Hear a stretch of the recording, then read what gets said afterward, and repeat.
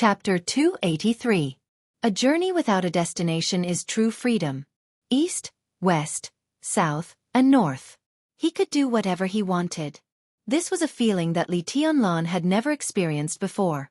No worries, no fetters. He didn't have to look back because the way he came was far away, and he didn't have to be persistent because his purpose was unknown. Life was a journey. Li Tianlan was already on his way to a future that he didn't know and had never thought about. He passed by mountains and rivers. He passed by the downtown. Li Tianlan became more and more relaxed, both physically and mentally. It was a kind of freedom and leisure after letting go. It was forgetting and ignoring, and then it became pure. Without feelings, thoughts, or emotions, he became more and more focused and illusory. In the mountains and rivers, he was the mountains and rivers. In the downtown, he was the downtown. On the way to the world, he was the world. Only when one was really immersed in it would he find that both the mountains and the downtown had their own charm. The autumn rain after the Mid-Autumn Festival in Huiting gradually faded away. He saw the falling leaves in the air in Wuxia. He saw the beautiful mountains and rivers in the Central Plains. He saw the cold dew and frost after a night in Dongshan. In the northern city, he looked at Yuzhou and heard the winter thunder. After passing by Yuzhou, he saw the first snow in Jianghu state this year in Liaodong. The journey was still moving forward. In front of him, behind him. Everything was so enchanting, so magnificent. Li Tianlan was deeply immersed in it. On his way, there was no magnificent general trend, no rising wind and surging clouds, only nature. Nature was the most beautiful. He began to become silent and quiet. Too many sceneries along the way were left behind by him, no matter whether he was willing or not. He didn't walk fast, but he never stopped his steps. From the Mid-Autumn Festival to the late winter, he walked thousands of kilometers. A white robe, a red sword, and a yellow dog. A silent and focused road. A pure and colorful life. He didn't know what year it was. He seemed to have forgotten martial arts. The Lin clan's famous sword, Divine Punishment, had been on his back, soaked with wind and frost, rain and snow. The scarlet long sword was stained with the color of the soil, mottled and no longer sharp. It was the first sunny day after the light snow in Liaodong.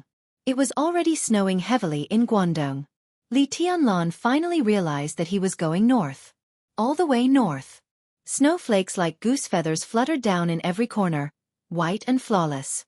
He continued to move forward. Taibai Mountain was in Guangdong. It would be on his way to becoming him, but it would not be his destination. He didn't have a destination, but now that he was here, he suddenly wanted to go to snow country and even go north. He liked snow. He liked the beauty and holiness of the world of ice and snow. Even if it was illusory, it still had a kind of enchanting charm.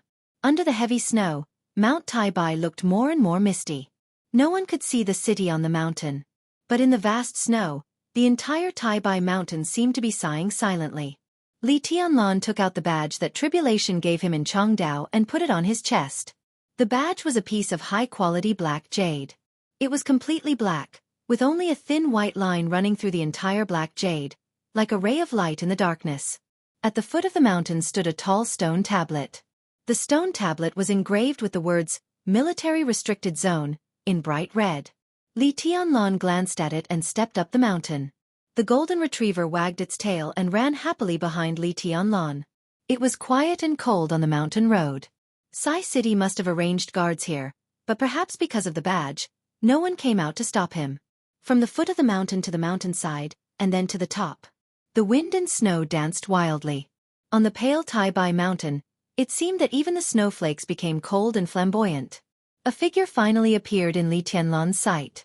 A man and a woman walked in the wind and snow. Li Tianlan only took a few steps, and the two had already appeared in front of him from a distance. Li Tianlan's face, which had been quiet and peaceful, finally showed a hint of a smile. He looked at the man in front of him. The man's face was still pale, but compared with a few months ago, his essence, qi, and spirit had begun to change subtly. Dressed in black, he stood on the snowy ground. His entire person was hidden like a snowflake, small and insignificant, but with an endless sharpness. Martial uncle. Li Tianlan bowed to Tribulation and said softly, Long time no see. I heard from some spies at the foot of the mountain that a young man with a dog went up the mountain. I knew it was you, but I didn't expect you to come so late. Tribulation, who had returned from the Sky Academy, said in a calm tone, "Welcome home. I just passed by, so I came up to have a look." Li Tianlan's voice was soft and condensed in the wind and snow. He had reached the top of the mountain. But he could not see Sai City from here. It was said that the city was very beautiful, but for that city, he was a passerby rather than a returnee. Li Tianlan's eyes turned and fell on the woman beside Tribulation. It was a beautiful woman whose age could not be seen. Her age and appearance could not be seen. She wore a white robe, and the loose robe covered her plump and soft figure. Her long black hair was casually coiled behind her head, and a golden mask covered most of her face. Li Tianlan could only see her eyes and beautiful lips, which were flashing with complex expressions. The woman stood in front of Li Tianlan, but it seemed that she was standing on the horizon. It was not that she deliberately alienated him. But Li Tianlan's almost uncontrollable keen perception kept reminding him of the huge gap in strength between him and the other party. The first impression she gave Li Tianlan was that she was gentle and mysterious, but the most straightforward feeling was that she was powerful. It was not just pure sharpness. She was powerful in all aspects. Situ Tsongyue, the hidden god of Jianghu State and the governor of Sai City. Li Tianlan bowed deeply to the woman who had helped him a lot when he met her for the first time today. For a moment, he did not know what to say. Call her governor? It seemed too distant. But what else could he call her if not governor? Call me aunt. Situ Tsongyue took the initiative to speak. Her voice was ethereal and pleasant, as soft as the snow on the mountain. Aunt. Li Tianlan called her in a strange way. Situ Tsongyue nodded indifferently and said, "Let's go in and talk." No. Li Tianlan smiled and shook his head. His eyes were sincere. "I came here just to see you and Martial Uncle. Now that I've seen you, it's enough." He did not ask about Tribulation's injury. This was something that could be seen. Tribulation's injury was getting better, but he had not really recovered to his peak. "You're not coming back?" Situ Tsongyue asked softly. Not going in and not coming back were two completely different meanings. Li Tianlan was suddenly moved, but he still insisted on shaking his head. He pointed to the front, which was the direction of Sai City. There is no freedom there. Sai City was beautiful, but there was a general trend there. It was not the general trend that he wanted, so there would be no freedom. Situ Tsongyue fell silent. She looked at Li Tianlan seriously. This was the meeting she had been looking forward to for a long time, but she never thought it would be so hasty. She had not seen enough, and he was going to leave. "Okay." Situ Tsongyue nodded. "What do you need?" "I'll ask someone to prepare it." "No need." Li Tianlan smiled. In a few months, he had lost some weight and was taller. Now when he smiled, he had a natural and dazzling demeanor. "I'm fine like this." "Tianlan," Tribulation paused and said calmly, "how are you recovering now?" This was probably a question that everyone in the special warfare system of Jianghu State knew. Even Li Tianlan himself wanted to know. So he shook his head and said softly, "I don't know." The astonishment in Tribulation's eyes flashed away. There was a smile in Situ Tsongyue's eyes. She looked at Li Tianlan and the model divine punishment behind him. Finally, her eyes fell on the cheerful golden retriever at Li Tianlan's feet. Situ Tsongyue thought for a while and then whispered, "If you don't want to come back, where do you want to go?" "North." Li Tianlan said. "Snow country." Situ Tsongyue raised her eyebrows slightly. She seemed to realize something, and her tone suddenly became dignified. "Or do you want to go to the polar region?" "I haven't decided yet," Li Tianlan whispered. "The scenery in the north is very good. I want to have a look." He faced the north.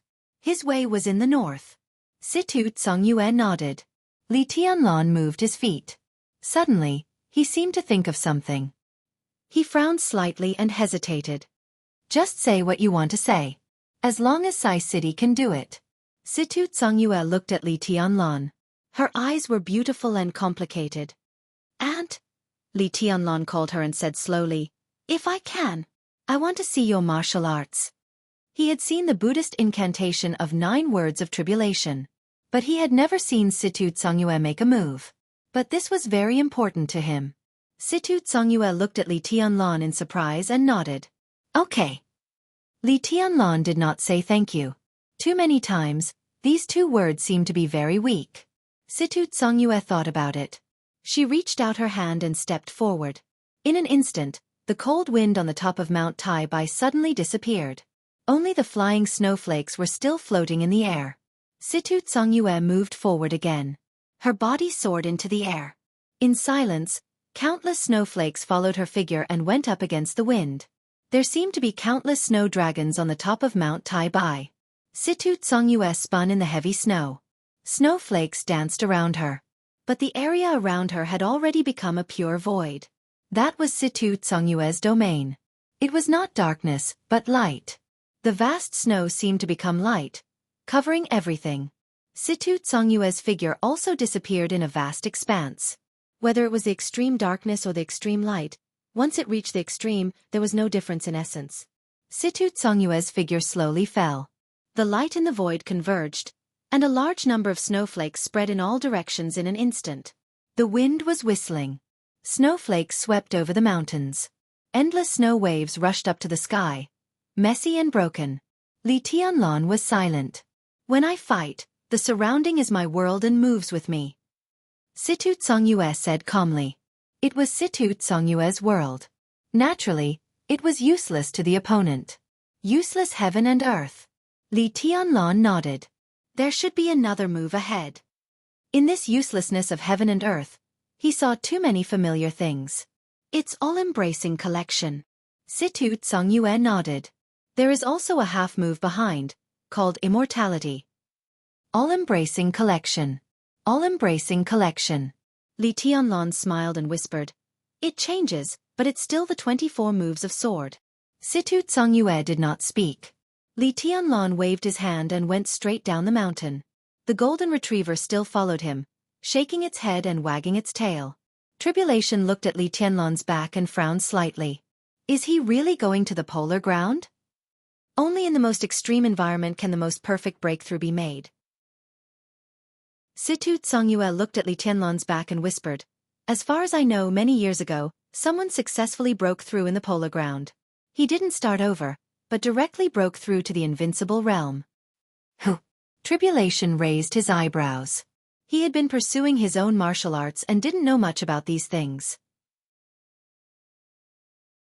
Chapter 284. Wang Tianzong was looking at the sea. The sea was turbulent. The sword intent around him seemed to be turbulent with the sea. Across the sea was snow country, which was also the direction Wang Tianzong was looking at. He had been standing here for nearly 24 hours. The sun rose and the moon set. The cold sea breeze whistled past. The black coat was fluttering vividly in the wind. Wang Tianzong was motionless, like a statue. Here was Beihai Province. Here was Mount Dibing. It was the highest place on Mount Dibing. Flowers and plants flourished all year round on Mount Dibing, but there was no bright color here. Rocks. Only rocks. The rock path from the bottom to the top connected to the stone platform at the top. After hundreds of years of wind and rain, countless rocks looked old and weathered. The highest stone platform was not large, with an area of hundreds of square meters. A stone tablet with a height of tens of meters stood at the highest point of the whole Mount Dibing, perfectly integrated with the surrounding rocks, looking hard and boundless. The sky was gloomy. The sea was gloomy. The ancient stone platform between the sky and the sea was getting darker. The sound of waves and the sea breeze whistled together. Wang Tianzong stood on the stone platform with a silent face. The scene was solemn. Solemnity was also a kind of hesitation. Wang Xianxia slowly climbed the stone platform from the foot of the mountain and looked at his father in his sight. He did not speak, but first bowed to the tall stone tablet behind Wang Tianzong seriously, and then whispered, "Dad, Mom asked me to call you back. She made soup for you." "No." Wang Tianzong shook his head and said quietly, "I want to be alone." Wang Xianxia was a little embarrassed and helpless. "Has your second uncle come back?" Wang Tianzong suddenly asked. "Yes." Wang Xianxia was stunned. "He went up the mountain this morning. I heard that you were here, so I didn't come to bother you."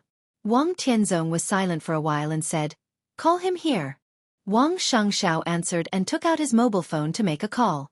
As the Sword Emperor of Jianghu State, Wang Tianzong was different from other big shots in many aspects. The most different was that Wang Tianzong did not have his own study. In other words, his study did not have the significance of the existence of other studies. Wang Tianzong rarely read books and rarely reviewed documents in the study. He rarely talked with others in the study. He was also too lazy to stay in the study to think about life. That so-called study was just a decoration. Wang Tianzong preferred the current stone platform. This place had the peace he wanted, and also the glory he wanted. This was the forbidden area of the entire Mount Dibing, named the stage of formidable person. It was a place where all the ups and downs, glory and brilliance of the Wang family of Beihai for hundreds of years were gathered. Wang Tianzong turned around and looked at the stone tablet in the center of the stage of formidable person. The stone tablet looked desolate under the gloomy sky. This was the famous stone of formidable person in the dark world. Countless names were carved on the stone of formidable person. Some of the names had already dimmed, but they still shone brightly in the long river of history. There were many names, but compared to the stone of formidable person, they only occupied a small portion. Some of the names on it were ancestors of the Wang family of Beihai, some were pioneers of Jianghu state, some were invincible figures in the dark world, and some were giants in business and politics. The ancestors of the Lin clan were also there. The seniors of the Li family were also there. For hundreds of years, those who had made great contributions to the Wang family of Beihai were all on it. Glory, pride, romance, prosperity, all the lights of the Wang family of Beihai were gathered here. Wang Tianzong gently stroked the stone tablet in front of him. His expression was affectionate with sincere awe. The waves hit the stage of formidable person. On the stage of formidable person, the contemporary hero of the Wang family of Beihai faced the stone of formidable person. It was like facing the past today. Each was lonely. The future of the Wang family of Beihai will be yours after all. Wang Tianzong didn't look back and said softly, "You have to shoulder the future of the Wang family of Beihai." Wang Xianxia rarely saw his father like this. He nodded and said in a deep voice, "Don't worry, father. Li Tianlan refused me, so I brought Yue Tong back." Wang Tianzong sighed softly with undisguised regret. If he agreed to come to Mount Dibing, in the future in the dark world, in the next decades, who will be your opponent? Wang Xianxia didn't say anything. His mind was always calm, so he didn't have any hostility when mentioning Li Tianlan. But hearing this name, Wang Xianxia always thought of the day in Changdao when he bowed in front of Li Tianlan.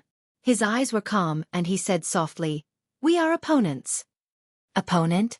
Wang Tianzong raised his eyebrows. "You have no opponent, at least not now. Who knows where Li Tianlan is? If he doesn't show up, you have no opponent. If he shows up, you may not be his opponent." Wang Xianxia raised his eyebrows. He was a little dissatisfied, but he didn't dare to say anything. The entire Wang family of Beihai had a headache because of Li Tianlan's disappearance recently. Although Wang Xianxia rarely left the Wang family of Beihai, he had a clear view of the overall situation of Jianghu state. Li Tianlan became famous after the battle in Heaven Capital. His resurrection greatly stimulated the Wang family of Beihai and Kunlun City. So the two sides cooperated to promote the reform of the special warfare system of Jianghu state. The Southeast Special Warfare Headquarters was the result of the reform. But now the reform had taken place, and Li Tianlan disappeared. In this way, although both Kunlun City and the Wang family of Beihai gained a lot of benefits because of the reform, the relationship between the two sides seemed to become subtle after they lost the target that they could target. A few months had passed. Although the Southeast Special Warfare Headquarters had been established, the follow-up action had to be temporarily put on hold for various reasons. There were also different voices inside the Wang family of Beihai. The special warfare system began to become chaotic. Now his father asked him to call second uncle over, probably to talk about these things. "Dad, after the spring festival, if I have nothing to do, I want to go out for a walk." Wang Xianxia was silent for a while and said softly. He was now in the thunder-shocking realm. Although he had just broken through the realm for less than a year, his combat capability was close to the peak of the thunder-shocking realm, and he was not even an individual expert a half-step to the invincible realm. In this special and sensitive period, Wang Xianxia needed to pursue his own path, find the most suitable martial arts for himself, and prepare for breaking through to the invincible realm in the future. "You are the future of the Wang family of Beihai. Now I'm here, you can go if you want. Wang Tianzong said softly. Wang Xianxia nodded. In his sight, Wang Xiaoyao's figure had appeared on the stage, a formidable person. He called second uncle. Wang Xiaoyao nodded. He looked at Wang Tianzong and said, "Brother, what's the matter?" "The patriarch of the Lolita family is dead," Wang Tianzong said. Wang Xiaoyao and Wang Xianxia were stunned at the same time. This news was not a secret. In the past 2 days, it had spread all over the world. But the two did not expect that Wang Tianzong's first sentence was not domestic, but abroad. The Lolita family was a wealthy family in Snow Country, and one of the energy oligarchs in Snow Country. It was powerful. Similarly, this family was also an important part of the Polar Ground Alliance. The Polar Ground Alliance was an alliance. Its internal structure was not like that of other forces. On the contrary, it was a loose but extremely large organization. The Lolita family could be said to be an extremely important node in the Polar Ground Alliance. However, Wang Xiaoyao was a little annoyed. "I know this news. It is said that they seized power internally, and the method is very clean. It seems to have nothing to do with us, right?" "The method is very clean." Wang Tianzong smiled. "Maybe there is a cleaner method that we can't see." He glanced at Wang Xiaoyao and suddenly said, "What do you think of the Samsara Palace?" The Samsara Palace. Wang Xiaoyao was a little hesitant, a little sad, and a little missing. For a moment, he could not speak. "Because you used to please Qin Wei Bai, we have cooperated with the Samsara Palace several times. So we can roughly figure out some forces in the Samsara Palace. And from behind these forces, we can roughly see some of Qin Wei Bai's methods." Wang Tianzong thought of Qin Wei Bai's beautiful face and sighed softly. He was even old enough to be Qin Wei Bai's father, so he did not think about beauty. He just marveled at her methods. It could be said that she was the most peculiar woman he had ever seen in his life. If she was willing to marry Xiaoyao. What a pity, what a pity. "Brother, do you suspect that little Bai is behind the Lolita family's affairs?" Wang Xiaoyao frowned. "I can't see her or anyone's shadow. It happens so quickly and cleanly, so cleanly that it makes people uneasy." Wang Tianzong said softly. He now controlled several subordinate families of the Samsara Palace. Coincidentally, those families had experienced a great change similar to the seizure of power a few years ago. Everything looked clean, but afterward, no one knew that they had joined the Samsara Palace. Listening to the thunder in silence. This method was too quiet and clean. The Lolita family, which had been very stable in recent years, suddenly did this. He had to be vigilant. But, even if the Samsara Palace takes action against the Polar Ground Alliance, it has nothing to do with us. The Samsara Palace is cooperating with the Purgatory of Heaven capital. Wang Tianzong interrupted Wang Xiaoyao. The Purgatory of Heaven capital occupies East Island. If the Samsara Palace takes Snow Country, what will the Wang family of Beihai do? Wang Xiaoyao was stunned, and his face changed dramatically. The Purgatory of Heaven capital occupied East Island. If the Samsara Palace took Snow Country, the Wang family of Beihai was right between East Island and Snow Country. At that time, if the two superpowers declared war on the Wang family of Beihai at the same time, it seemed that both Snow Country and East Island had reasons to support the two superpowers. What a big trap. Wake up. Wang Tianzong looked at Wang Xiaoyao. We will not be friends. You must be clear about this. Neither the Purgatory of Heaven capital nor the Samsara Palace are friends for us. Not friends. Naturally, they were enemies. Wang Xiaoyao's face was complicated. He wanted to say something but stopped on second thought. Wang Tianzong knew what he wanted to ask, but he didn't answer. From the moment he saw Deity's sword in Heaven capital, he knew that he and the Purgatory of Heaven capital were not friends. It was also on that night. In that cold and decisive sword light, he also recognized the sword of the master of Samsara Palace. So Wang Tianzong also knew that he and the Samsara Palace would not be friends. Wang Tianzong really regretted that Li Tianlan refused the Wang family of Beihai. Not only for himself, but also for Li Tianlan himself. The heavenly son of Jianghu state would eventually become a tragedy. Wang Tianzong's eyes were full of mockery. The Wang family of Beihai. The Li family. Kunlun City. There was nothing noble or despicable about it. Everyone wanted something, so they would naturally take action. Is there any news about Li Tianlan? Wang Tianzong asked. Since Li Tianlan left Huiting, the Wang family of Beihai had always attached great importance to tracking him. But there was still no exact information. Wang Xiaoyao shook his head and whispered, "I'm still looking for him." Wang Tianzong agreed and suddenly said thoughtfully, "How is Ning Ziyuan doing recently?" Wang Xiaoyao's eyes narrowed and he looked up at Wang Tianzong. Ning Ziyuan, commander of the Eastern Theater of Operations of Jianghu State. One of the core figures of the Southeast Group. Recently, there had been voices in the Southeast Group asking the group to accept the Li family again and restore the time when the Wang family of Beihai and the Li family coexisted.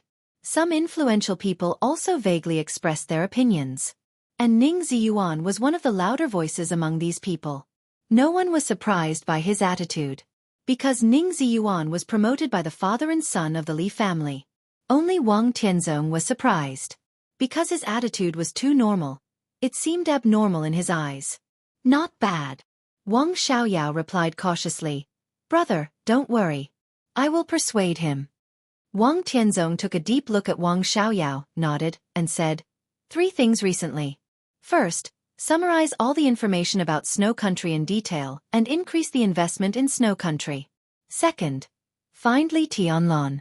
Third, inform Tyrant of the Polar Ground Alliance and invite him to visit the Wang family of Beihai. Wang Xiaoyao nodded and suddenly said, Brother, Yue Tong. I'll tell her in person. Wang Tianzong waved his hand expressionlessly. Wang Xiaoyao said no more and walked down the stage of Formidable Person with Wang Xianxia. Wang Tianzong didn't look at Snow Country anymore.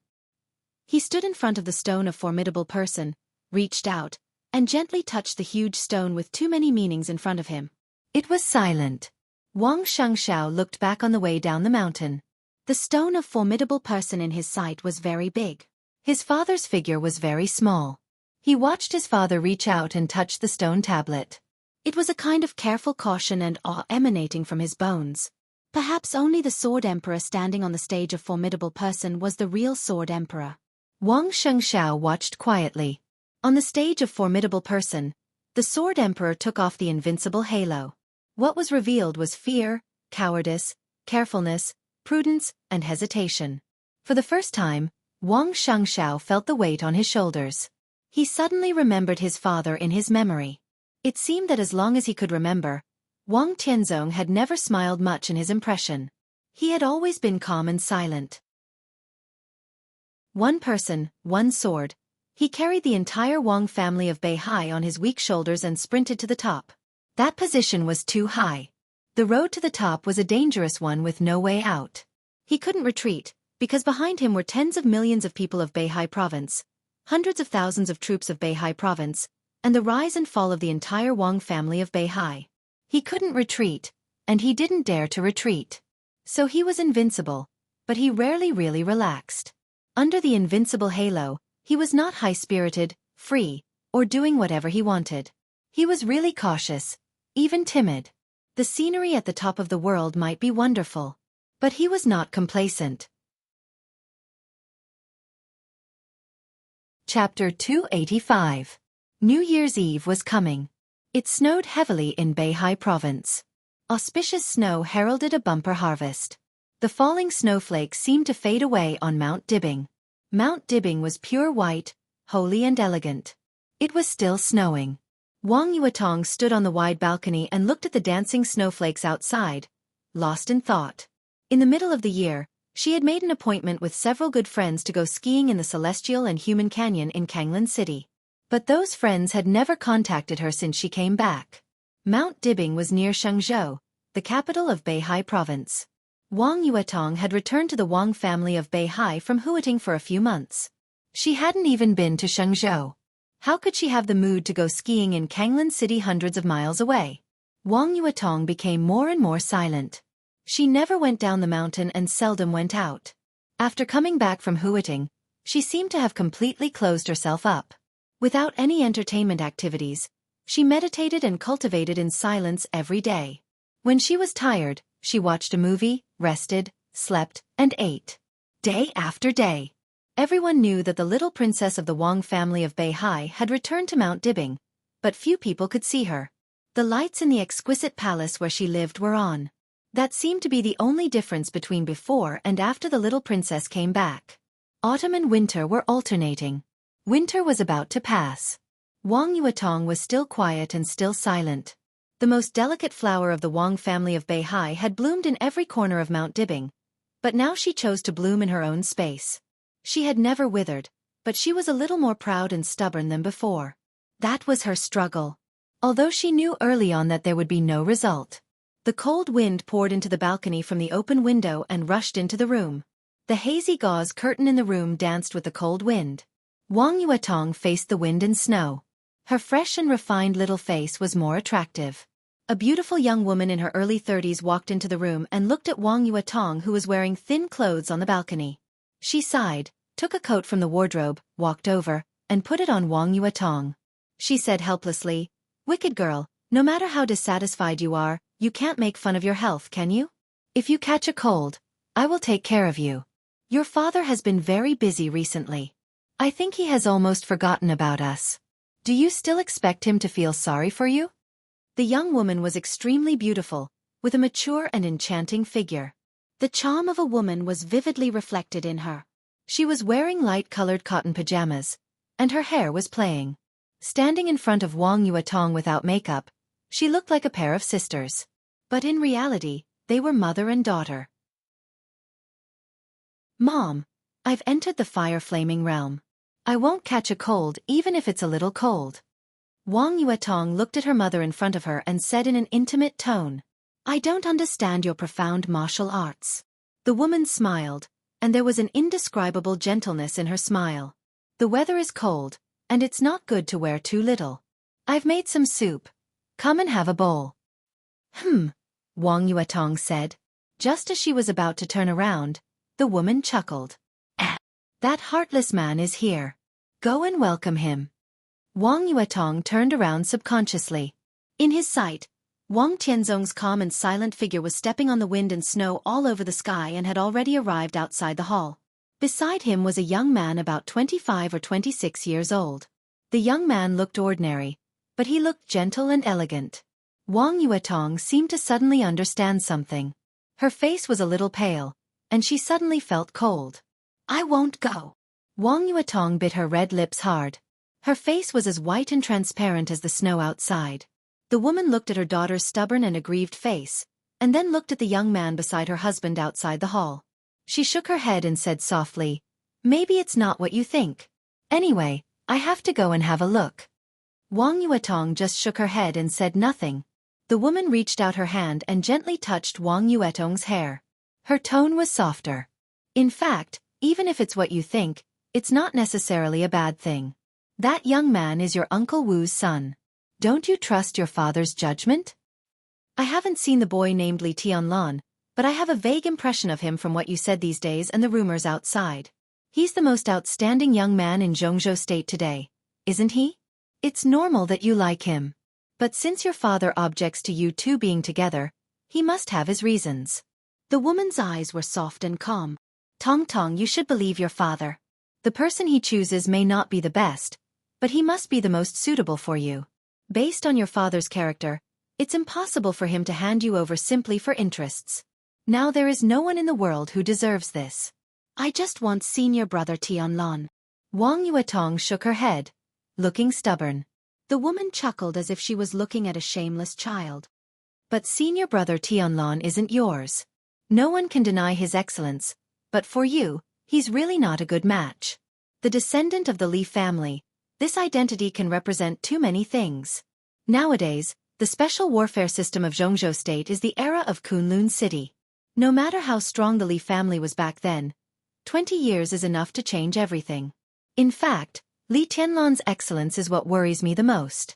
People who are too outstanding will not be willing to be ordinary. He carries too many things on his back and has such a talent, so from the beginning, he won't have a way out. He has to keep moving forward and reverse the general trend alone. In such a process, no matter whether he wins or loses, it will be too tragic. He may gain a lot, but he is also destined to lose a lot. It's magnificent. Ups and downs, turbulent winds and scudding clouds. These may be very good words for men, but for women, happiness and stability are the most important. Not to mention that Li Tianlan is still on the opposite side of us, even if he is willing to join the Wang family of Beihai. In my heart, I actually don't want you to be with him. She looked at her daughter in a trance and muttered to herself, the more beautiful the women around the giants are, the more sad they are. Mom, are you talking about yourself? Wang Yuetong looked at the woman's eyes and asked. The woman was stunned and then chuckled. Of course not. Although your father is also a giant, the Wang family of Beihai doesn't have to go against the general trend.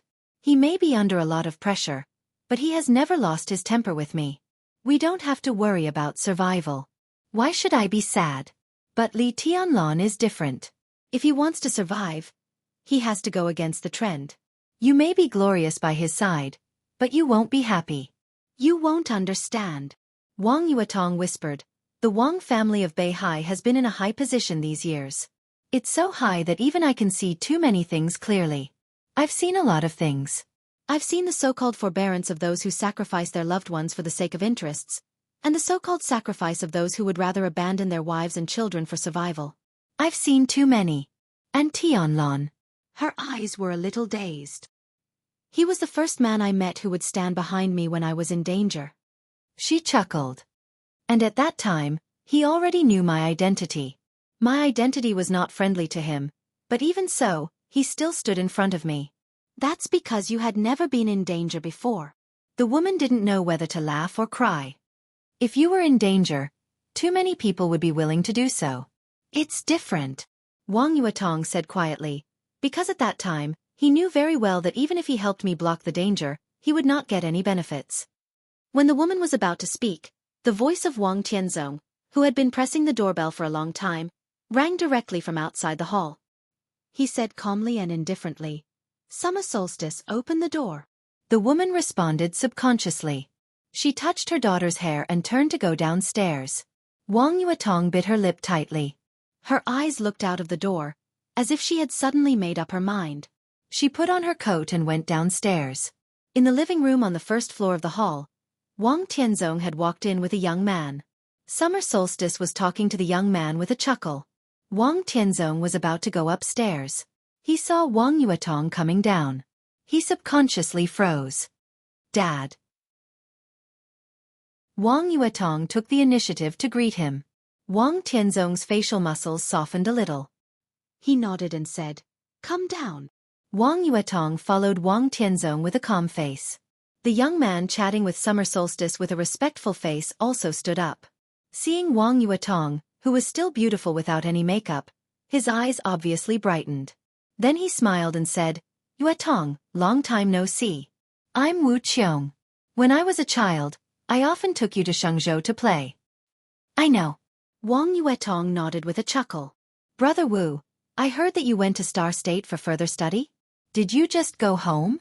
Yes. Wu Qiong smiled and looked emotional. I haven't been back for almost 10 years. Little Wu won't leave this time. I will arrange a position for him in Xianghu in the near future. Yuetong, you are all young people. You should communicate more in the future. Wang Tianzong whispered.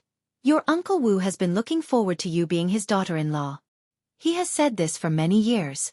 I saw little Wu a few days ago. He is really a good kid. Uncle, you flatter me. Wu Qiong quickly bowed. Wang Yuetong looked at Wu Qiong. Her eyes were quiet. The Wu family was one of the rich families in Beihai. Wu Qiong's father was Wu Qiu.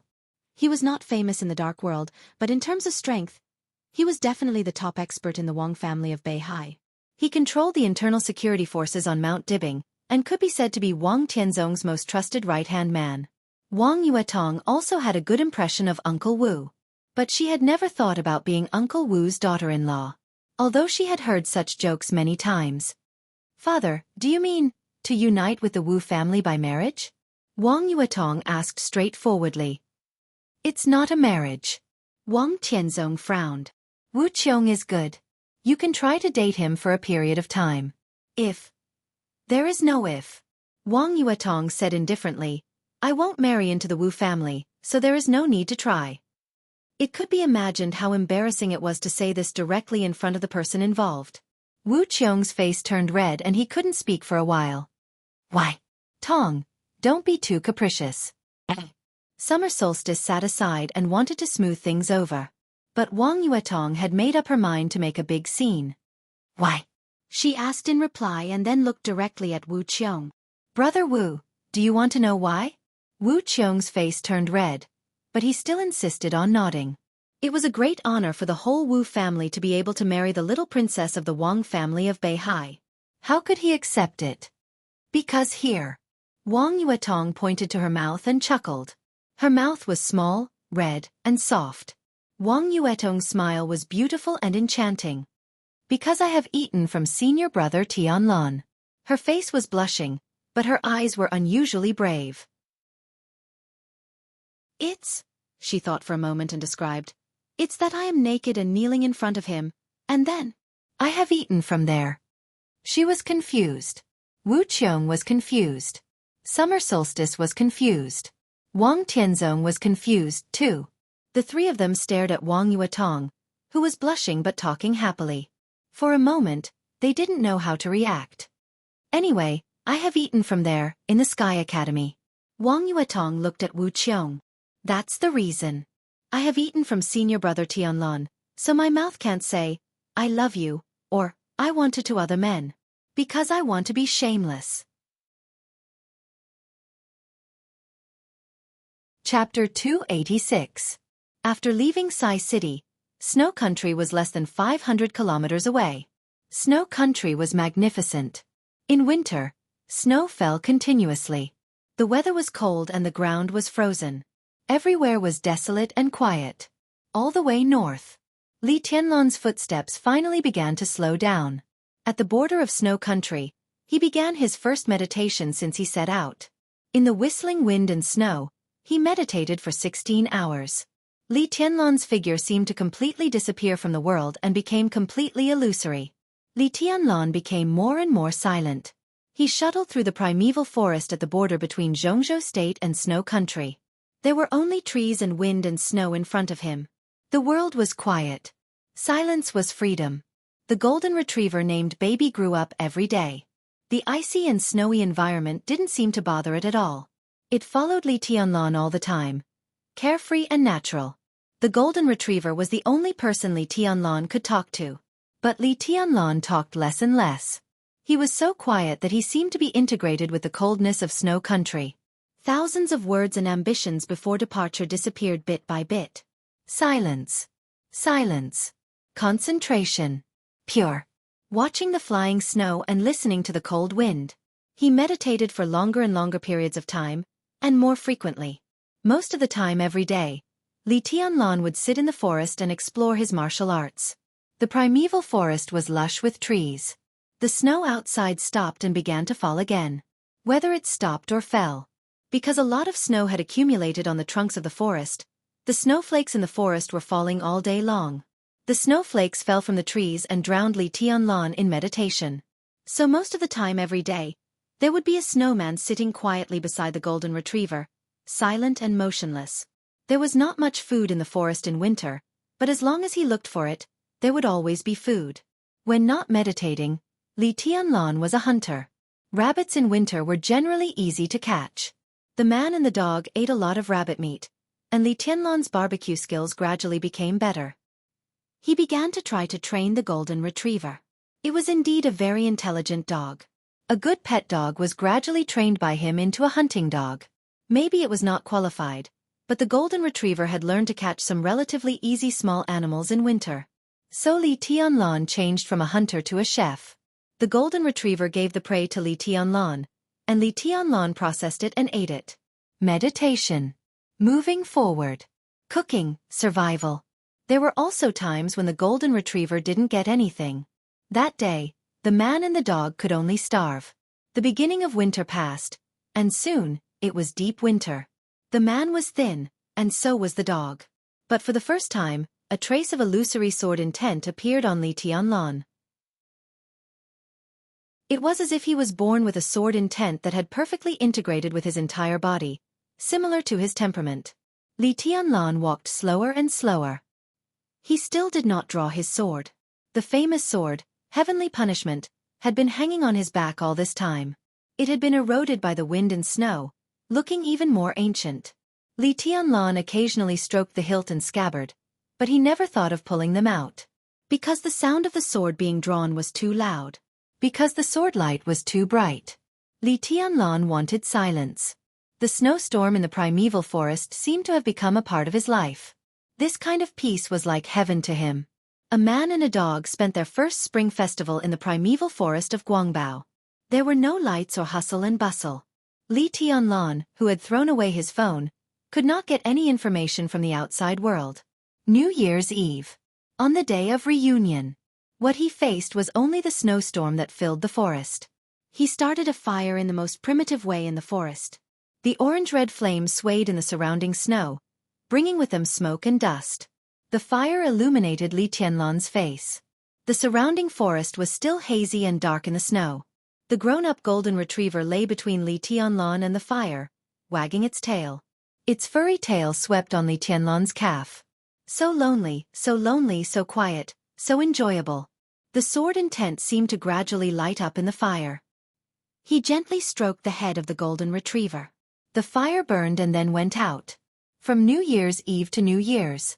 Li Tianlan, who was already 20 years old, stepped out of the primeval forest of snow country with the dog. To the north. Continued to the north. He rarely stayed in the cities of snow country. Many of his supplies were even replenished in the small towns near the urban area. Winter had passed. But all the way to the north, the weather in snow country was getting colder and colder. Li Tianlan still did not drive. He just walked step by step on the journey of tens of thousands of miles. He was not pursuing. He was just walking on his own lonely road. That was his cultivation.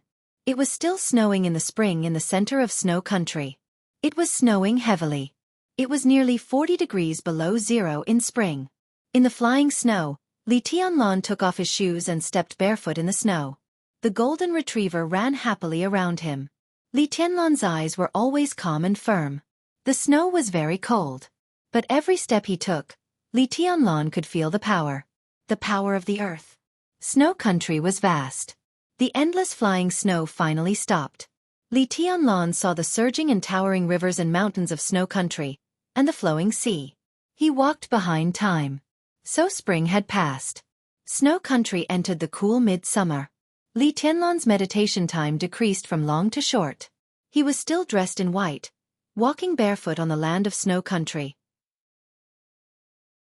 The white clothes made of cloud silk were not dirty or faded at all. They were still as clear and bright as before. The beard at the corner of Li Tianlan's mouth was getting longer and longer, and the beard on his chin was hanging down, dark. His hair covered the back of his head and began to fall to his shoulders. He still carried divine punishment on his back. The famous sword that carried the sword intent of the ancestors of Xianxia and the masters of the Lin clan began to tremble on his back. Li Tianlan's world once again heard the sound of the long sword clanging. He approached the desert of snow country.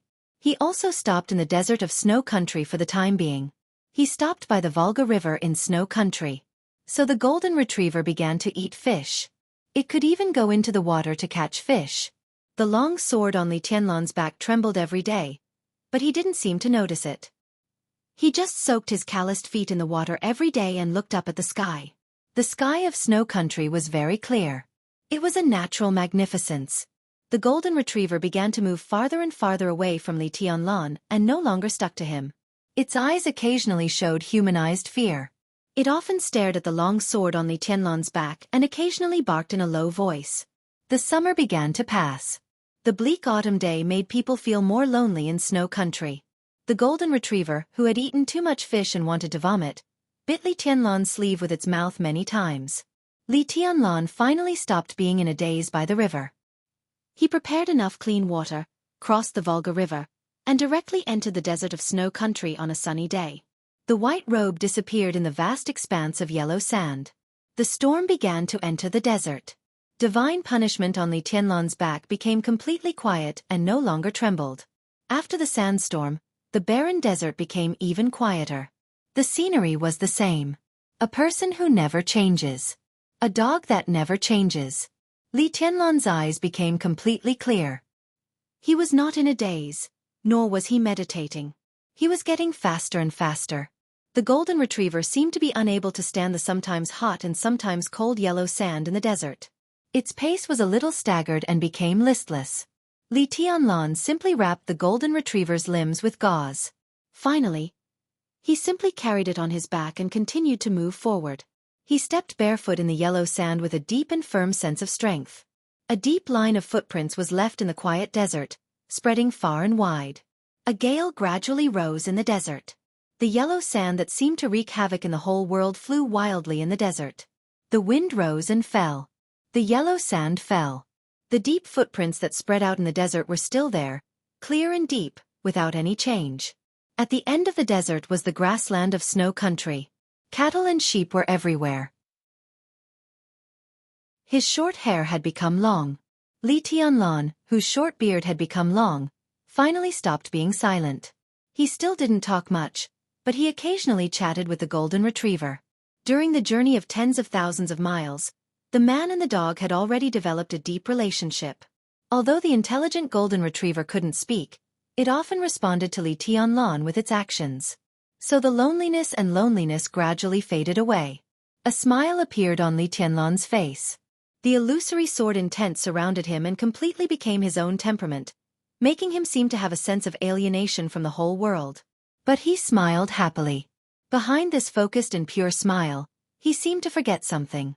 Or in other words, he didn't want to think about it for the time being. The grassland deep in snow country was bitterly cold. In this environment where they didn't have to worry about food and supplies, the man and the dog became more and more energetic. In the coldness that could almost obliterate everything, Li Tianlan and the golden retriever spent the second New Year's Eve in the cold wind. A trace of white gradually appeared in the distant sky of the night. That was not the dawn of the new year. It was the glacier. That was the color of the polar region. Li Tianlan led the dog and continued to move forward. The polar region in the north was not a continent. It was the sea. And there were countless islands covered by glaciers. The new year began to pass gradually. Spring was coming. Li Tianlan's world became dark. There was no more sunshine. There was only night and the cold moon all day long. It was the polar night in the polar region. For a few months, it would be shrouded in darkness 24 hours a day. Li Tianlan and the golden retriever arrived at the seaside of the Arctic Ocean. The glacier was in sight. It was the closest one to him. The seawater rose and fell under Li Tianlan's feet. Li Tianlan looked at the glacier in the distance silently. In the night, the man, the dog, and the sword were quiet. They were all extreme. He reached out his hand, pointed at the glacier in the night, and whispered, "Baby, let's go and have a look." The golden retriever whimpered and seemed to understand Li Tianlan's words. It went around to Li Tianlan's back and jumped directly on his back. It was next to the divine punishment. The divine punishment was silent, not sharp, and not cold. Li Tianlan stepped forward. His footsteps stepped on the water, causing irregular ripples. He was very fast. He walked farther and farther on the sea, deeper and deeper. The waves rolled and fluctuated under his feet. Li Tianlan moved forward with a calm face. He walked on the sea. He walked on the sea. He let the waves roll, neither sinking nor rising. The polar night in the Arctic Ocean was still the same. The darkness seemed to be endless. Li Tianlan walked silently. He walked from the border of Jianghu state to the prosperous Huiting, and finally shone his most dazzling light in heaven capital. All the light seemed to have faded away into the past. It had been nearly 2 years. Chapter 287. He floated along with the waves like a wanderer without any direction. Li Tianlan really didn't need directions. What he needed was silence. Whether it was freezing cold or scorching hot, whether it was hell or heaven, peace was enough. Only the quietest environment could temper the purest and most focused willpower. That was the power he needed, and it would also become his unbreakable martial arts foundation. In the polar region of the polar night, it was dark day and night. Time had lost its meaning. Li Tianlan, who had completely let go of everything, passed by the glacier and walked on the sea like a ghost, ethereal and illusory. The polar region was rich in resources. Resources meant benefits. Therefore, the edge of the polar region was not as deserted as imagined. Every country had its own workstation. Regardless of whether it was the polar day or the polar night, the edge of the polar region was always noisy. He continued to move forward. In the darkness, in his world, the lights of the workstation began to fade away, disappear, and finally disappear completely. A lonely and cold glacier. Deep darkness. The biting cold wind and snow. This was Li Tianlan's path. He walked quietly, as if he would walk until the end of time. The polar region was huge. In a world of ice and snow, there was an endless sea and undulating glaciers. Li Tianlan didn't know how long he had been walking. His world was getting quieter and quieter. Wind, snow, and glaciers gradually became everything. The darkness of the polar night began to dissipate. The sun rose and the moon set in the polar region, and the day and night alternated. Li Tianlan boarded an island covered with glaciers. His footsteps finally stopped. It wasn't that he didn't want to move forward. This was the first time his body had a problem after walking for thousands of miles. A sharp pain engulfed his entire body without warning. It was as if his body, which had long been assimilated by the surrounding cold temperature, began to feel the extreme cold. Pain coursed through his body. Li Tianlan clearly felt that his body was becoming stiff little by little. The severe pain and coldness tore at his body as if they wanted to crush every inch of his flesh and blood. He fell shivering on the glittering and gloomy glacier. There was only a fully grown golden retriever by his side. He subconsciously held the golden retriever in his arms. The golden retriever meekly curled up in his arms and occasionally licked his face. His spirit gradually became absent-minded in the pain, but Li Tianlan gritted his teeth and held on. His condition was not good enough for him to hunt for food in the polar regions. The man and the dog could only starve. His body temperature began to decrease. But Li Tianlan gradually felt the heat. It was as if the coldness originated from within his body. The glacier in his body seemed to have completely melted, and then turned into an erupting volcano. It was an unimaginable wealth. Or a treasure. Under the sun, a smile gradually appeared in his calm eyes. The smile overflowed from his eyes, spread at the corners of his mouth, and became more and more obvious. He laughed out loud. The clear laughter kept echoing in the ice glacier. Li Tianlan's eyes seemed to contain amazing divine light. Until this moment, he really saw his own path. The path that could lead him all the way to the end of martial arts. He was not moving forward. On the glacier where he lived, he smashed the thick ice with his bare hands and dug a simple house that was not big but big enough for him and the golden retriever to take shelter from the wind. The house was full of prey. Polar reindeer. Polar bear. Polar wolf. There were also some special fish in the sea. Li Tianlan became more and more peaceful. It was just that when he did these things, his eyes would always flash with a strange and bright light. The polar day gradually passed. Another spring festival was coming. The polar region, where the temperature dropped to the freezing point again, ushered in a snowstorm. For the first time, Li Tianlan's palm held divine punishment on his back. Divine punishment was still scarlet as yesterday. The long sword was slightly wide and straight. However, compared to the past, it seemed to lack a lot of the heavy and sharp feeling. Divine punishment was very light. As light as a feather. Li Tianlan still did not draw the sword. In the boundless darkness of the polar night, the snowstorm was howling fiercely. Li Tianlan walked into the snowstorm and began to wield divine punishment with its scabbard. The golden retriever was gnawing the roasted meat in the house that Li Tianlan dug, whimpering happily. Li Tianlan was waving the sword. His movements were slow. It looked clumsy. The scarlet sword with its scabbard cut through the fierce snowstorm, with a dull whine. Li Tianlan did not use his strength, but explored the sword intent that had long been engraved in his bones with the smallest effort. That was the 24 moves of sword. The first blade, Wuji. The second blade, Lingxi. The third blade, Annihilation. The fourth blade, Violent Thunder. The fifth blade, Flying Snow. The sixth blade, until the 23rd blade. There was only half a move in the 24 moves of sword. Li Tianlan simply skipped that half move and started from the first blade again, repeating the cycle. His movements became lighter and lighter, as if he was waving divine punishment in his hand at will. But the sword intent in the snowstorm gradually became clear. One after another, The sword intents merged perfectly in the snowstorm. Li Tianlan's movements began to speed up. The first blade was still the first blade, but it seemed to have become something else. All the sword intent began to change. The perfect circulation of sword intent was torn into pieces by Li Tianlan and was in a mess. All the sword intent finally shattered and disappeared. Only the snowstorm was still howling, as if mocking something. Li Tianlan calmly withdrew the sword. Meditation, rest, and waving the sword. The darkness in the polar sun was unchanged. The spring festival had passed. Li Tianlan's sword intent became more and more chaotic. The first blade was not like the first blade, and the absolute sword was not the absolute sword. It was so chaotic that it was even ridiculous. But Li Tianlan was not discouraged. He saw the road that only belonged to him. It was so clear that there was no reason to give up. What was the invincible realm? That was the extreme sublimation of the 4 realms of martial arts. Every invincible realm expert had his own martial arts philosophy. They might be superior to others in the same realm, but in their own philosophy, they were definitely the strongest. That was the invincible realm in the traditional sense.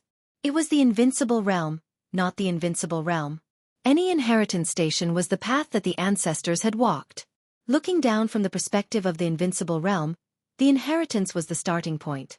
Different inheritances meant different levels of starting points. There were too many amazing geniuses and successors of top inheritances, but they were stuck in the half-step invincible realm. Because to move up in this realm, what was needed was one's own faith and the tempering of martial arts. That was the process of abandoning the inheritance to pursue the true self. One step further and the world would be wide open. One step back and disappear into the crowd. Or even beyond redemption. After the thunder-shocking realm, any genius who aspired to the invincible realm would choose to temper his martial arts. And the 4 realms of martial arts were the most direct ladder for them to seek the true self. Qi controlling, ice condensing, fire flaming, thunder shocking. In order to find their own martial arts, they would keep trying and tempering. This process might last 5 years, 10 years, or even a lifetime. The Wang family of Beihai had the inheritance of Sword of 6 Paths of Reincarnation. The Li family had the inheritance of Map of God of War.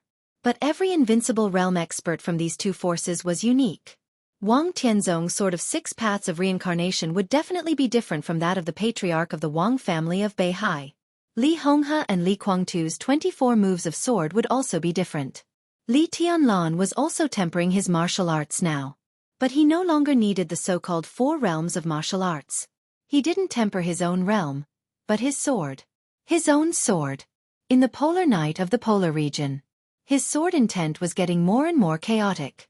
The time for him to swing his sword was getting less and less. The polar night was still enveloping the sky.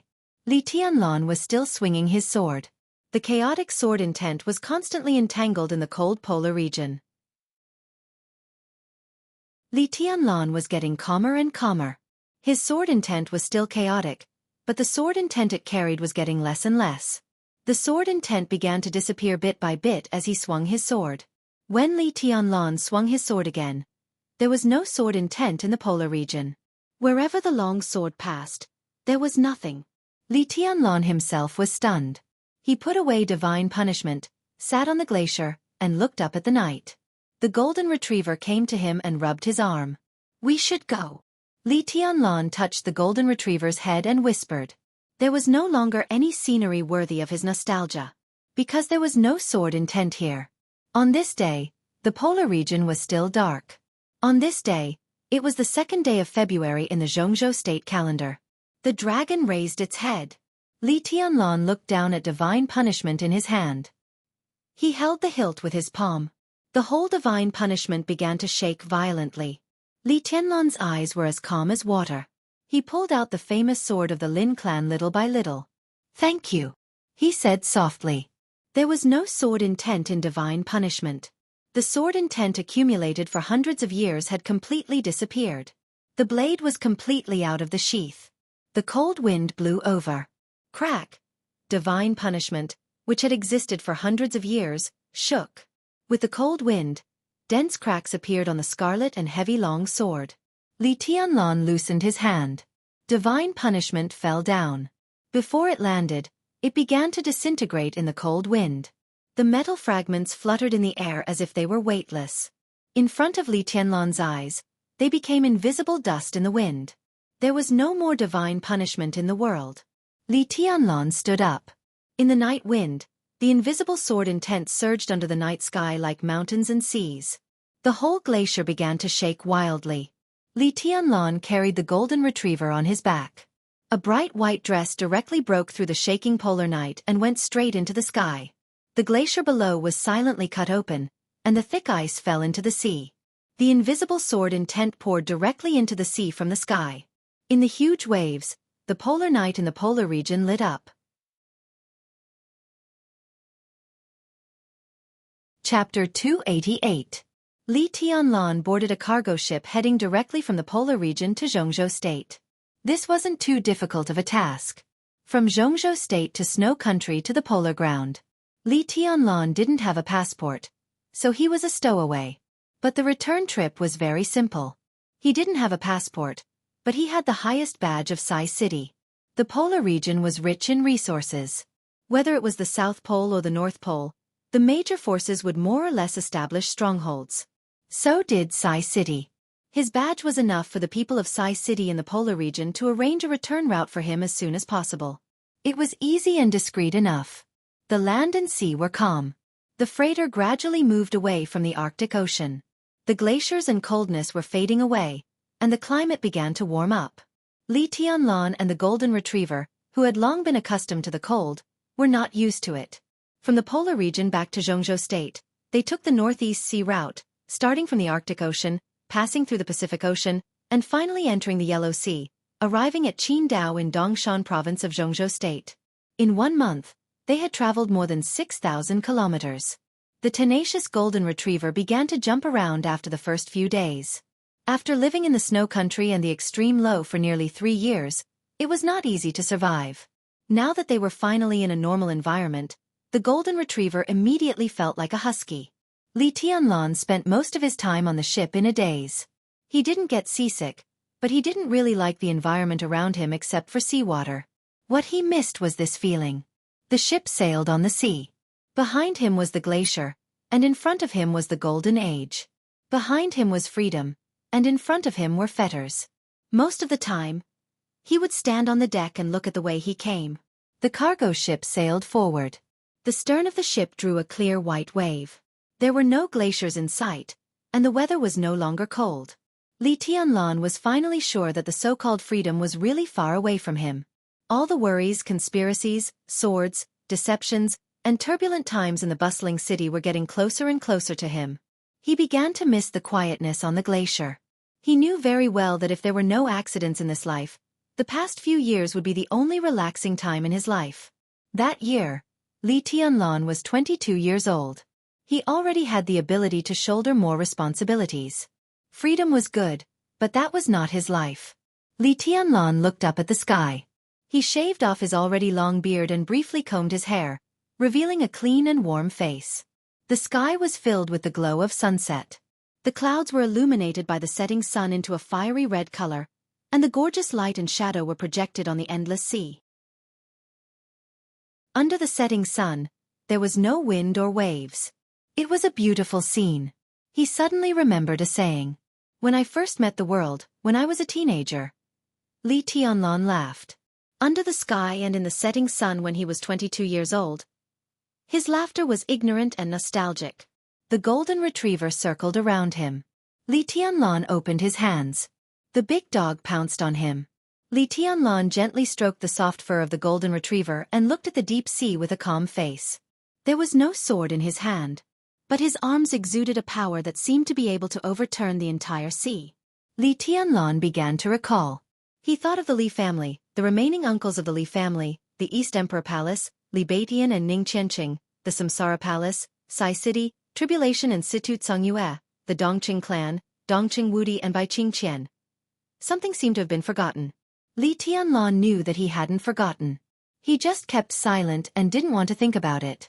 He also thought of the divine punishment that was broken into pieces and blown into dust by the wind in the polar region. Li Tianlan's eyes were surrounded by sword light. There was no sword in his hand. At this moment, Li Tianlan knew where he should go. The human emperor was broken in heaven capital. Divine punishment was broken in the polar region. He needed a new weapon, a powerful one. In May, the Pacific Ocean was cool and hot. Li Tianlan's mind had completely flown back to Jianghu state.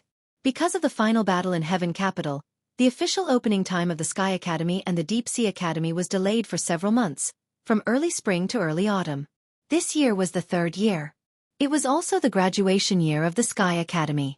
If the official opening time began in early autumn, then the last maneuver of the two academies should be from the end of June to the beginning of July. Li Tianlan was just in time for this maneuver. That would be the starting point of the East Emperor Palace. In the future, whether the East Emperor Palace would be completely integrated into the system or become a free force, the final maneuver of the two academies would be a threshold that could not be bypassed. After that, Li Tianlan would face the great pressure brought to him by Kunlun City and the Wang family of Beihai in Jianghu State. He just didn't know how his grandfather was. The old master's physical condition directly determined whether Li Tianlan would face a narrow escape or a certain death in Jianghu State. He touched the palm of the golden retriever subconsciously a little harder. The golden retriever whimpered and shook its head hard in Li Tianlan's arms. Li Tianlan was shocked and subconsciously let go. The golden retriever looked at him innocently and seemed to be a little wronged. "I'm sorry." Li Tianlan smiled apologetically. "I'll ask Senior Yu to cook a delicious meal for you when we go back." He used to be the chef of the Hidden Dragon Sea. "I'll let you enjoy the treatment of the giants of Jianghu State." The golden retriever wanted to rub against him again. Li Tianlan pressed it down casually. Looking at the setting sun in the sky, he stood up from the deck and said, "Let's go back." He had a separate room on the ship. Sai City arranged everything very well. The captain, who seemed to have a clean background, seemed to be one of them. They specially prepared cigarettes and a small amount of wine for him. 3 meals a day were also specially sent to him. It was standard VIP treatment. Li Tianlan was not dissatisfied with it. But after drifting on the sea for a long time, his desire to return to Jianghu State began to become more and more urgent. The cargo ship became quieter at night. The golden retriever lay on Li Tianlan's bed. Li Tianlan sat at the head of the bed and meditated. His meditation now was closer to thinking. Because his will was already perfect, under the situation of absolute focus, his path became increasingly clear. 3 years. In the cold wind and snow all over the sky, Li Tianlan couldn't tell how much he had gotten, but he knew he had gotten a lot. The most perfect embryonic form of martial arts, the most intangible sword intent, and the strongest body. The 3 years after the great breakthrough were not wasted. Instead, everything became absolutely perfect. Li Tianlan began to fade the traces of the 24 moves of sword in his mind. He was exploring his own martial Tao, and also his own sword intent. He had come to this point on his road, and he no longer wanted the different 24 moves of sword. Just like what he said to Situ Tsongyue on the top of Mount Taibai 3 years ago. No matter how different it was, the 24 moves of sword was still the 24 moves of sword. What he wanted was his own sword intent. The martial arts that belonged only to him. The night gradually passed. The starry sky on the sea, which was far more brilliant than on land, disappeared quietly when the morning light came. There was light outside, but the sky was gloomy. Li Tianlan woke up from meditation and encountered the first storm since he boarded the ship. The sky on the rain. The sea under the rain. In the raging wind, the sky and the sea were shaking at the same time. Dark clouds covered the sky, and the surface of the sea during the day seemed to have entered the polar night. The endless sea under the dark clouds looked desperate black. The heavy rain drifted down, and huge waves rushed to the deck with the wind. The cargo ship, which was not small, was shaking in the wind and rain. Thunder sounded one after another. The golden retriever was no longer by Li Tianlan's side. Instead, it went to the corner of the room. Li Tianlan stood steadily on the deck, looking at the boiling and extremely fierce deep sea. His eyes were shining, and his whole body was surrounded by the illusory but domineering sword intent. The rain was crushed around him. Li Tianlan stood there without feeling anything, quietly looking at the irresistible deep sea that seemed to be in a rage. The storm came and went quickly. The dark clouds were blown away by the wind. The rain was still. The warm sunshine soon shone on the sea again, and there was a sparkling light in sight. Li Tianlan, whose clothes were still dry and fresh, looked into the distance. There was a brilliance in the distant sky. A colorful rainbow bridge across the sea suddenly appeared on the calm sea. The color was so clear. It was far away, but it seemed to be within reach. Li Tianlan was in a trance. He looked deeply into the distance. The rainbow seemed to be getting closer. There was an island floating in the air. The islands appeared in the air in pieces, becoming clearer and clearer, like a continent floating in the air. The continuous islands floated between the rainbows. Antique palaces, flowers and jungles covering the archipelago, people on the islands, everything appeared clearly in his sight. There seemed to be a layer of mist separating the islands from the deep sea, making everything look far away and close. The rainbow was dazzling. The islands became clearer and clearer. In the rainbow, it was the rarest mirage of the sea after the rain. Li Tianlan was completely fascinated. An exquisite figure appeared clearly in his line of sight. She stood above the tallest palace on the island, seeming to overlook the deep sea or the horizon. The sea breeze blew her hair. She wore a red dress, and her long hair and skirt fluttered at the same time. Li Tianlan seemed to have smelled the delicate fragrance that haunted his dreams but dared not think about. He looked at her quietly, his eyes unblinking. You are the moonlight pouring down at night. You are the clouds floating in the sky. You are the most touching fragrance in the world. That was Qin Weibai. Qin Weibai was in the rainbow, in the mirage. Such a perfect and unparalleled Qin Weibai. The indifference, stubbornness, and persistence in Li Tianlan's heart completely disappeared in an instant. He thought about the reunion between them in the future. But he never thought that it would be such a reunion. They were thousands of miles apart between the sky and the sea. The light refracted a large area of the island and Qin Weibai, the cruelest and the most gentle. Li Tianlan's figure subconsciously rushed out of the deck and rose high into the sky. The sword intent that was completely out of control was boiling in the sea.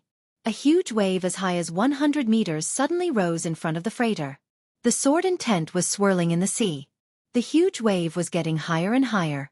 In the sea, a mountain seemed to rise in front of the freighter. Li Tianlan stood on the huge wave and kept rising. He looked at Qin Weibai. Qin Weibai couldn't see him. Such a reunion. The huge wave was still rising. The mirage was getting farther and farther away. Standing between the rainbows, she was also getting more and more illusory. This was the distance.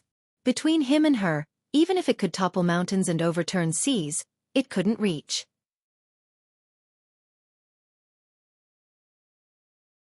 Chapter 289. Li Tianlan still didn't know where Qin Weibai was.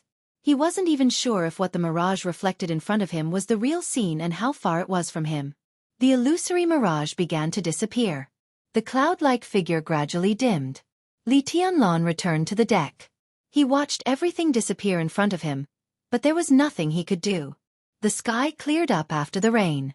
The rainbow in the sky became clearer. All the sailors and the captain of the cargo ship respected Li Tianlan like a god. It was no secret that there were 4 realms of martial arts and absolute masters in the world. But how many people had seen a force that was close to the power of heaven to set off a 1,000-meter-high wave in the vast deep sea with his own power? Under everyone's careful service, the cargo ship gradually sailed out of the Pacific Ocean and into the Yellow Sea. In the following days, Li Tianlan never left the deck. He kept looking at the direction where the mirage disappeared. But the sea was no longer gloomy, and there was no heavy rain. Naturally, there was no mirage that he had been longing for. In the middle of June, the cargo ship entered Dongshan province of Jianghu state. It docked at Qingdao in the evening. The sound of water faded away. Li Tianlan walked out of the dock with golden retriever. The hustle and bustle of Jianghu state came to him in an instant. The wind and snow in the polar region were dissipating. The mirage was dissolving. The sword intent began to fall silent. Li Tianlan's eyes were in a trance. He looked at Jianghu state, which he had left for 3 years, as if a lifetime had passed. "It's good that you're back." A voice suddenly sounded in front of Li Tianlan. Li Tianlan came to his senses. Without a sound, a figure in black had already appeared in front of him. Black casual clothes, black casual pants, casual leather shoes, short hair, and a pale but slightly delicate face. Li Tianlan's mouth twitched and he said, "Martial uncle, You're really becoming more and more modern. Tribulation's appearance was far younger than his actual age. He looked like a young man less than 30 years old. Now his outfit made him look a few years younger. Li Tianlan remembered the black robe and silver mask when he first met Tribulation. The unparalleled shadow formula, the forceful and domineering stop formula, and the sharp and cold kill formula. At that time, Tribulation was a mysterious and powerful death hidden under the black robe and silver mask. But now, although it was not the first time he had seen such a Tribulation, he still couldn't accept it. Sai City no longer needs to hide behind snow mountains and masks. Tribulation's tone was indifferent. It's meaningless. Li Tianlan fell silent. Sai City had always stood aloof from worldly affairs. Every top assassin wore a mask and rarely competed with other forces in the country for any resources. They just lived quietly on the snow-covered mountain top under the mask. But as he became the young governor of Sai City, everything would change completely. Tribulation coughed softly and wiped the corner of his mouth with his fingers calmly. Li Tianlan vaguely saw a trace of red. His heart suddenly sank. Looking at Tribulation's pale face, he asked, "The jade seal is useless?" "It works." Tribulation glanced at him, waved his hand and said, "Let's talk in the car." From Sai City to Zither Island, Tribulation came to pick up Li Tianlan alone, without even bringing a driver. Li Tianlan put the golden retriever in the back seat and sat in the passenger seat. Looking at Tribulation's pale face, he asked in a deep voice, "Martial uncle, what's going on?" Tribulation went straight into the invincible realm in Heaven Capital. It had been 3 years now. He couldn't imagine how serious the injury was that Tribulation hadn't fully recovered in 3 years under the influence of the Imperial Jade Seal's massive luck. "I'm much better than before you left." Tribulation drove away from the dock and said calmly, "But the injury was so severe that the luck in the Jade Seal could only slowly neutralize my injury. Unless I can make a big breakthrough and start over like you, I can only endure it." He paused and laughed at himself. "At my age, how can I have the qualification to start over?" Li Tianlan looked at Tribulation seriously. Tribulation was the strongest assassin in the dark world. Now that his injury had recovered a little and his breath was restrained, Li Tianlan couldn't see any clue. "So now," he asked softly, "Invincible realm." There was no expression on Tribulation's face. "It's almost the same as before the breakthrough. I'm injured and can only exert about half of my strength, but I should not be worse than Gu Qianquan." Gu Qianquan was the first elder of Kunlun City and was not worse than him. It sounded good, but he was the most amazing assassin in the dark world. It was not bad that he had recovered to this extent, but it was definitely not good news. "What about you?" Tribulation handed Li Tianlan a cigarette and suddenly asked, "In 3 years, how is the recovery from Huating to the polar region, which is tens of thousands of miles?" Li Tianlan took the cigarette and lit it. He took a deep breath, feeling the long-lost taste of tobacco and the dizziness in his brain. He thought about it carefully and said softly, "Still outside the invincible realm." His martial arts had no 4 realms of martial arts, only sword intent. Sword intent was not invincible, which meant he was outside the invincible realm. Without a life-and-death fight, Li Tianlan didn't know what his current combat strength was. Tribulation took a deep look at him and said softly, "Let's go back first." Li Tianlan hesitated for 2 or 3 seconds and finally shook his head. He whispered, "Martial uncle, I won't go to Mount Tai Bai." Tribulation subconsciously slowed down the car. He went to see Li Tianlan. As a result, the golden retriever in the back row rushed over and blocked Li Tianlan's expression with a huge dog head. "Why?" Tribulation asked. Li Tianlan didn't speak. It was not that he didn't like Mount Tai Bai, but Situ Tsongyue gave him a very complicated feeling. The hidden god of Jianghu state did not have any malice, but in Li Tianlan's feeling, the other party's kindness did not seem to be for him or even for the Li family. 3 years ago, he saw Situ Tsongyue on Mount Tai Bai.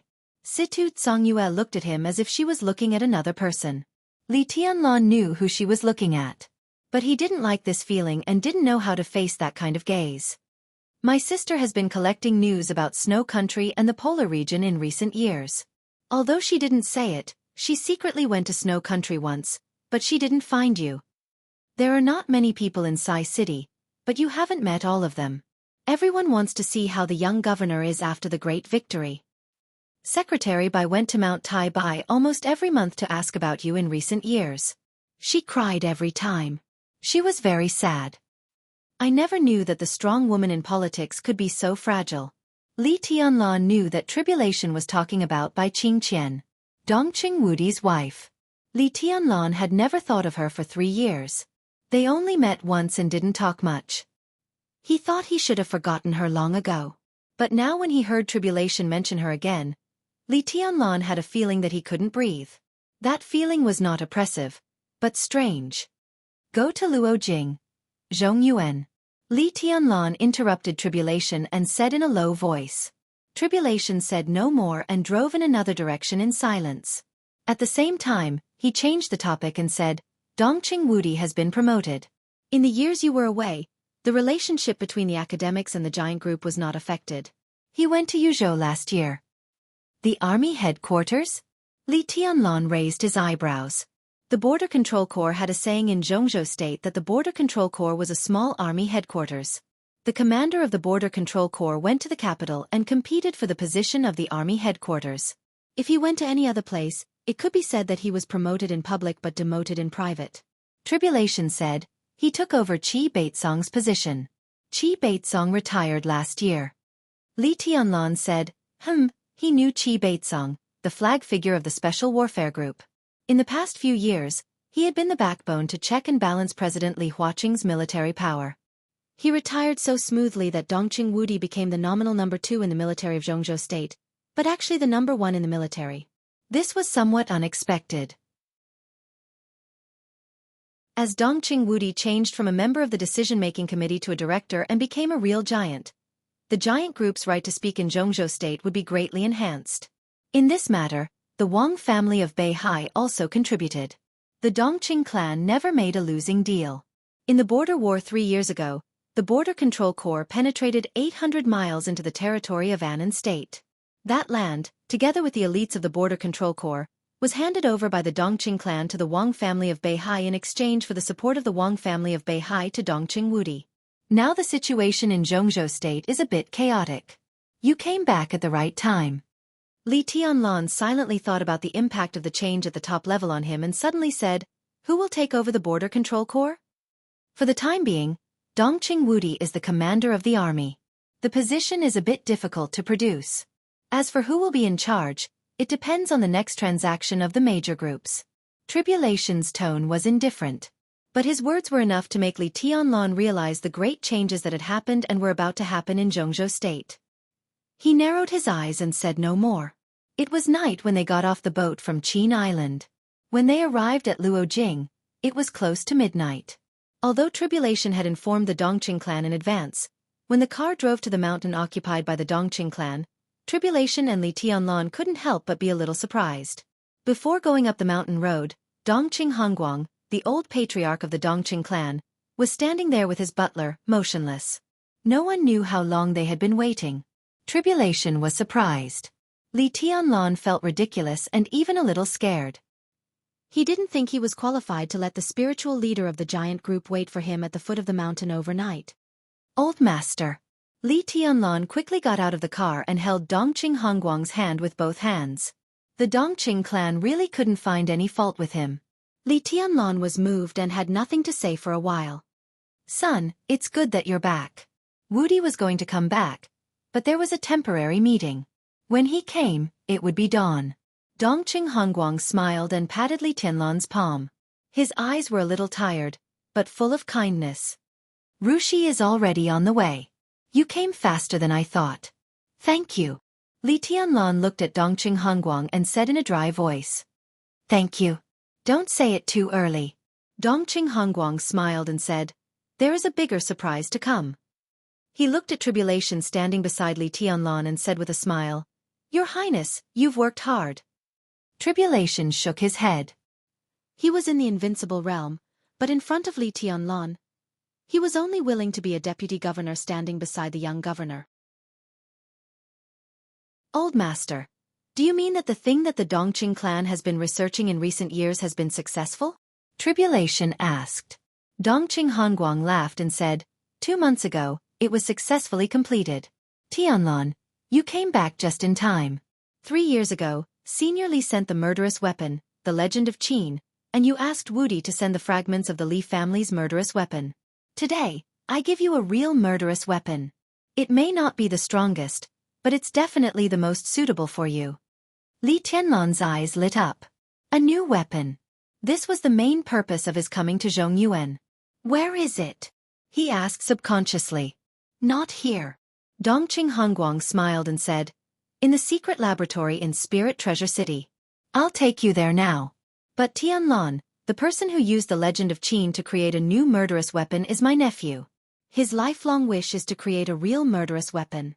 The previous Mad Strike and Sky Attack were made by him, but they were far less powerful than the murderous weapon. Until he saw the Legend of Qin this time, he simply devoted all his attention to it. In 3 years, he was too ashamed to say that he created a new murderous weapon, but now the one in Spirit Treasure City has indeed replaced the Legend of Qin, so... He hesitated and said, he wants to name your weapon. It was definitely an honor in the Dark World to name a murderous weapon that could be handed down for hundreds of thousands of years. No problem. It's a small matter. Li Tianlan answered without hesitation. He didn't care about the name of the weapon at all. The human emperor of divine punishment sounded domineering, but in fact, he didn't mind even if it was called grass or wildflower. If it's a small matter, Tianlan, how about you promise me something big? Dongqing Hongguang glanced at Li Tianlan and said with a chuckle. Li Tianlan's heart sank.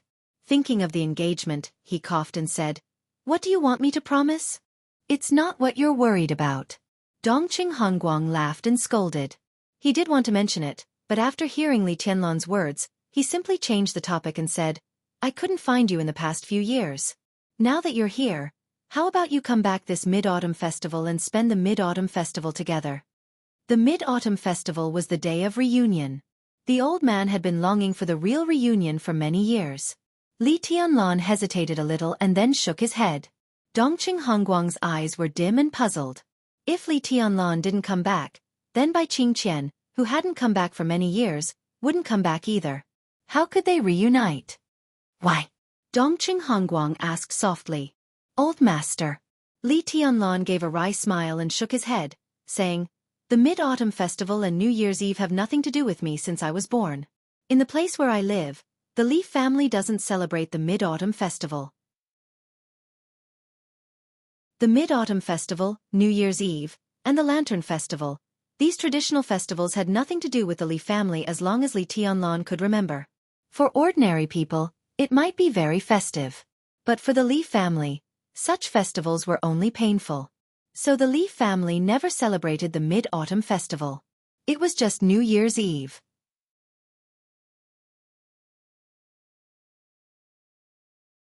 Chapter 290. As the leading military tycoon in Jianghu State, the Dongqing clan established or indirectly controlled military groups all over Jianghu State. But only those who really knew the inside story knew that the essence of the Dongqing clan was their own secret research and laboratories. In the past 2 decades, the Dongqing clan had introduced 5 new technologies, each of which caused a huge sensation. 17 years ago, the intercontinental long-range missile code-named Aurora had been developed to the 3rd generation, and it was still the main missile of Jianghu State. 14 years ago, the Black Dragon Army, a subordinate of the Border Praetorian Corps, was equipped with the Great Wall defense system of the Dongqing clan.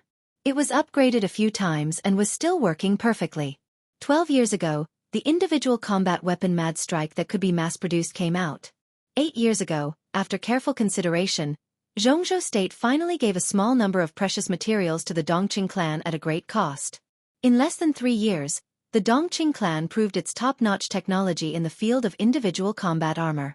In 3 years, the military allocated funds 6 times, and the Dongqing clan made a total of 4 armors. They were Azure Dragon, White Tiger, Vermilion Bird, and Black Tortoise. 4 Spirits armor, which was now famous throughout the Dark World.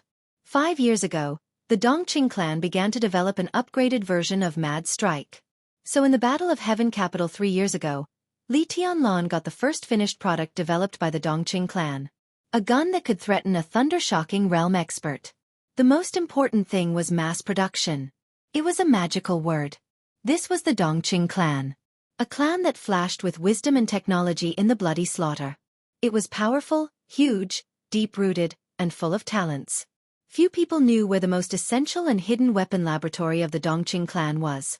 Most people could only guess that it was in Jianghu, but they didn't even know the general direction. But Dongqing Hongguang really trusted Li Tianlan 100%. On the way to Spirit Treasure City, even Tribulation was lucky enough to go with him. How important was the laboratory that could experiment and successfully transform murderous weapons? Even on the way, Li Tianlan could clearly feel the weight behind Dongqing Hongguang's trust. The vehicle was driving on the highway in the night.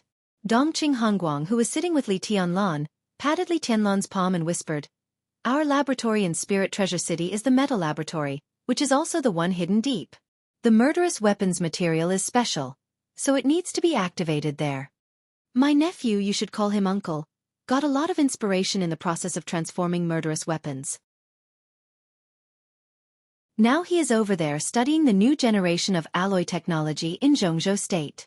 I don't know much about it, but it is said that if there is a breakthrough in that technology, the defense of the active armored tanks in Jianghu State will be doubled. Today you guys should get to know each other. In the future, if you need any weapons, you can look for Wudi to get the approval, and then get Wu Jin to make them for you. We're family, so don't stand on ceremony." Li Tianlan nodded, not knowing what to say. "Your Highness, if Sai City needs anything, the Dongqing clan is willing to do our best."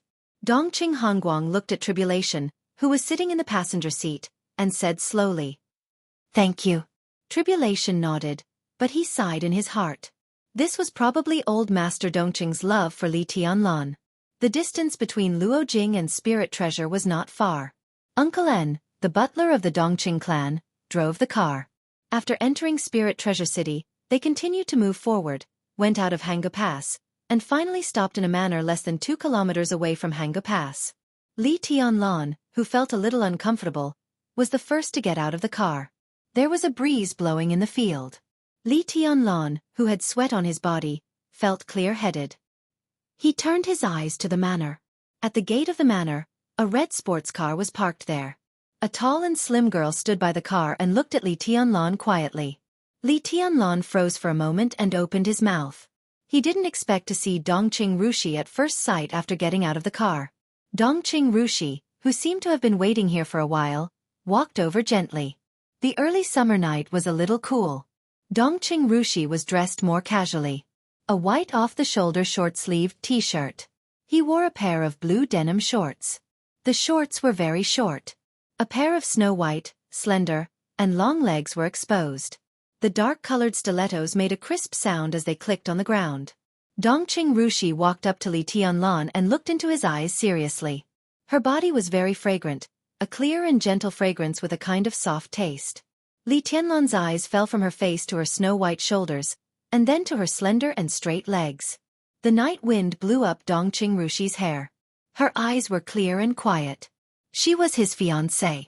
An idea suddenly came to Li Tianlan's mind. After 3 years, Dongqing Rushi was still beautiful, but there was a hint of fashionable arrogance in her. Li Tianlan was a little dazzled. He coughed and pointed to the gate of the manor as naturally as possible. "Why don't you go in?" "I don't have the authority." Dongqing Rushi blinked and looked at Li Tianlan's face seriously. "Are you okay?" "I'm fine." Li Tianlan nodded. They were not familiar with each other before. They hadn't seen each other for 3 years, and now it was really awkward. A middle-aged man who looked a little dull and old-fashioned seemed to have gotten the news and quickly walked out of the gate. He was the first to walk to Dongqing Hongguang. This seemed to be a middle-aged man who rarely showed his expression. Looking at Dongqing Hongguang, he forced an uncomfortable smile on his stiff face. He bowed meticulously and said, "Uncle." Dongqing Hongguang nodded and pointed to Tribulation beside him. "This is His Highness Situ Wanjie of Sai City." The middle-aged man acted as if he had never heard of this name. He made 2 random sounds and turned to look at Li Tianlan and Dongqing Rushi, who were hugging each other. He walked over quickly. The footsteps awakened Dongqing Rushi, who was a little confused. She straightened up from Li Tianlan's arms and looked at the middle-aged man coming over. She said in a clear voice, "This is Uncle." Before Li Tianlan could react, The middle-aged man had introduced himself. I'm Dongqing Wujin. Dongqing Wujin didn't know many people in the dark world. But many people in the dark world knew him. He was the honorary dean of the Academy of Military Sciences of Jianghu State, a senior academician, a doctor of metallography, precision mechanics and physics. He was one of the pioneers in the field of weapon research in Jianghu State and the soul of all the secret weapon laboratories of the Dongqing clan. Dongqing Wujin's figure was thin. Standing in front of Li Tianlan, he only gave him the feeling that he was not talkative and dull. Li Tianlan couldn't call him uncle. He could only vaguely call him dean. Dongqing Wujin didn't mind. He just said with a dull face, "Your weapon is behind you." He reached out and pointed. Inside the manor, a young man with glasses ran out with a silver suitcase. Everyone stared at the suitcase in his hand. Dongqing Wujin's face was still dull, but his eyes gradually became hot. The silver suitcase was not big, but it contained the highest achievement of his life. The new murderous weapon of the dark world. Dongqing Wujin took the suitcase. In Li Tianlan's fiery eyes, he entered the complicated password and opened the suitcase. There was one more layer in the suitcase. Enter the password. Open. One more layer. One more layer. One more layer. Li Tianlan's eyes gradually became dull. He looked at Dongqing Wujin, who meticulously carried out his actions, and wondered if this dull uncle was deliberately messing with him. The suitcase was opened layer by layer, getting smaller and smaller. Dongqing Wujin finally took out a square box the size of a palm from the suitcase. Here you are. Dongqing Wujin handed the small box to Li Tianlan. Li Tianlan took it with a blank face. The box was plain black and unremarkable. He looked at Dongqing Wujin. Open it. Dongqing Wujin stared at the box in Li Tianlan's hand, breathing fast. Li Tianlan touched the iron box in his hand. There was no password on the iron box, so he directly opened the lid. A weak silver light emitted from the box. The light was overflowing, very gorgeous. Li Tianlan's expression was on the verge of collapse. In the desert, he had a firm will comparable to the heavenly king heart. From Huiting to the polar ground, he walked thousands of miles. In 3 years, his will became more focused and his mind became more stable. But at this moment, looking at the things in the box, he still couldn't help but burst into tears. This was the F*King new murderous weapon. This was the murderous weapon that Dongqing Hongguang said was the most suitable for him? Li Tianlan wondered if the Dongqing clan had any misunderstanding about him. Or it was a misunderstanding at all. Or, did they take the wrong thing? He looked at the things in the box with a blank face. The silver light in the box flowed softly. It's so beautiful. Dongqing Rushi looked at it in a daze and whispered. She reached out her hand. It seemed that she wanted to touch the things in the box, but she subconsciously withdrew her hand halfway. Li Tianlan's mouth twitched, and he finally couldn't help saying, "This is." It was a bracelet. The fact was obvious to Li Tianlan. In the box, there was a silver bracelet. Or a bracelet. It was a very gorgeous object. The bracelet had almost natural mysterious patterns, and the silver light was soft. It was fine even if a man wore it. But the problem was, he didn't come here for the so-called bracelet. The murderous weapon is a metal far beyond the technology of Jianghu State. There are many theories about the murderous weapon, such as meteorites from outer space or unknown energy. They all make some sense. But in my opinion, it's more like a life, silicon-based life. Dongqing Wujin said eagerly, "The murderous weapon is not researched.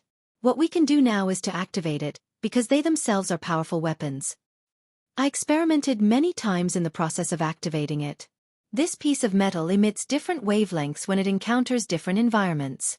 I can't understand the meaning of those wavelengths for the time being, but I'm more inclined to think that it's their own emotions, but we can't communicate. This metal, I think, is a kind of energy that we can't understand for the time being. The so-called murderous weapon is only a part of its power. If we can thoroughly study the murderous weapon, the energy contained in this piece of metal is even enough to drive an aircraft carrier for a long time." Dongqing Wujin's eyes were burning. He looked at Li Tianlan and then said, "But now it seems that it is the most suitable as a murderous weapon in the dark world. How should I use it?" Li Tianlan had a headache. "It can be stimulated." Dongqing Wujin looked at the bracelet in Li Tianlan's hand and said, "It can be stimulated by any energy." The murderous weapon needs time to store energy. I studied the legend of Qin, so I roughly know that any murderous weapon has two states. The first is the storage state, and the second is the activation state. The activation state is when the murderous weapon is full of energy but before it is launched. At that time, it will become the most easy state to vent energy. With its size, it is the most suitable for all kinds of firearms. Because of this, I think they are more like a kind of life. The storage state is their original form. The original form of the legend of Qin is something like a scepter. I used the fragment of the infinite sky to merge with the legend of Qin, and finally turned it into this. Li Tianlan listened carefully. The 12 murderous weapons were extremely mysterious even in the dark world. Very few people knew what secrets they held. Most people only knew that they were irresistibly powerful. If it can store energy one day, I have made a database. The Dongqing clan also has model data of the power of the murderous weapon. Dongqing Wujin said. Li Tianlan's heart skipped a beat. He remembered the battle that made Jianghu State's sword emperor Wang Tianzong famous more than a decade ago. Tens of thousands of meters away, the human emperor directly killed Tianling, an invincible realm expert of night spirit at that time. That battle took place on the border of Jianghu State. Dongqing Wudi controlled the border control corps, so he must have a detailed understanding of the power of the human emperor. If the murderous weapon in your hand finishes storing energy, and you are not weaker than Wang Tianzong at that time, the power it can exert should be infinitely close to that of the human emperor. Dongqing Wudi whispered, but after the legend of Qin integrated with the infinite sky, there are some side effects. Its energy storage time will also become very long. I can't calculate the specific time for the time being. Li Tianlan nodded. The human emperor was the most powerful murderous weapon among the 12 murderous weapons. It had the longest range and the longest energy storage time. Now the power of the bracelet in his hand was infinitely close to that of the human emperor, so the energy storage time would naturally be infinitely close. So, he smiled, looked at Dongqing Wujin and asked, "So I can only take it with me for the time being? If you don't feel bad about it, you can use it as a cold weapon." Dongqing Wujin's eyes were calm. The murderous weapon can be stimulated by any energy, and after being stimulated, it can also change into any shape. Qi controlling, ice condensing, fire flaming, thunder shocking, these are theoretically energy, and they can all stimulate the murderous weapon. Treating the murderous weapon as a cold weapon. No force could be so extravagant. But Li Tianlan had no choice at all. He narrowed his eyes. The 4 realms of martial arts were theoretically energy. But in theory, these energies could also be said to be sword intent. He put the bracelet on his hand and suddenly clenched his fist. The seemingly invisible sword intent in the air suddenly began to madly gather toward his palm. Li Tianlan's figure almost became completely invisible in the sword intent. In an instant, the silver bracelet on his wrist began to flow and change. The silver light in Li Tianlan's hand stretched along his sword intent. His sword intent was moving forward, and so was the silver light. The bracelet began to disappear. There was a long sword flowing with silver light in Li Tianlan's hand. Once again, the sword intent wrapped the long sword and shaped a new outfit for it. The silver light stretched forward. The sword turned into a silver spear. Then it turned into a silver sky halberd. The shape of the murderous weapon in the state of energy storage was completely stimulated or shaped by sword intent. Li Tianlan's eyes lit up. He looked at Dongqing Wujin and solemnly said, "Dean, please give it a name." "Falling stars," Dongqing Wujin said without hesitation. His face was no longer dull, but extraordinary and sharp. This murderous weapon is called falling stars. Dongqing Hongguang and Tribulation, who were standing nearby, were stunned at the same time. Falling stars. These 4 words themselves were a kind of memory. The Dongqing clan once had an expert of the invincible realm. That was Dongqing Hongguang's father. Many years ago, the invincible realm expert of the Dongqing clan ranked 3rd on the divine list. In the entire dark world, only the patriarchs of the Wang family of Beihai and the Li family ranked ahead of him. That was the most glorious period of Jianghu State, and also the most glorious period of the Dongqing clan and Jade Pool. And the most powerful unique skill of that expert was called Falling Stars. The Falling Stars sword should have been the 8th move after the 7 swords of Jade Pool. However, that unique skill was short-lived in the dark world and eventually lost, leaving only its name. Li Tianlan took a deep look at Dongqing Wujin and said, "Thank you." The falling stars in the form of the sky halberd vibrated wildly in his hand. Li Tianlan took a deep breath. His figure suddenly disappeared, and the next moment, he had gone straight into the sky. The sky halberd was already 3 meters long. Li Tianlan held the murderous weapon and pierced the sky. The night passed, and the dawn rose.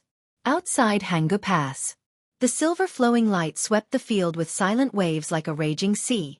The golden retriever stood on the ground and looked up at the sky, roaring. The silver flowing light exploded high in the sky.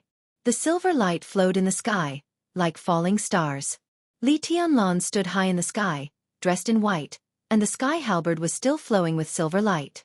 The night gradually dissipated in the barking of the golden retriever. The light of the dawn shone down and fell on Li Tianlan.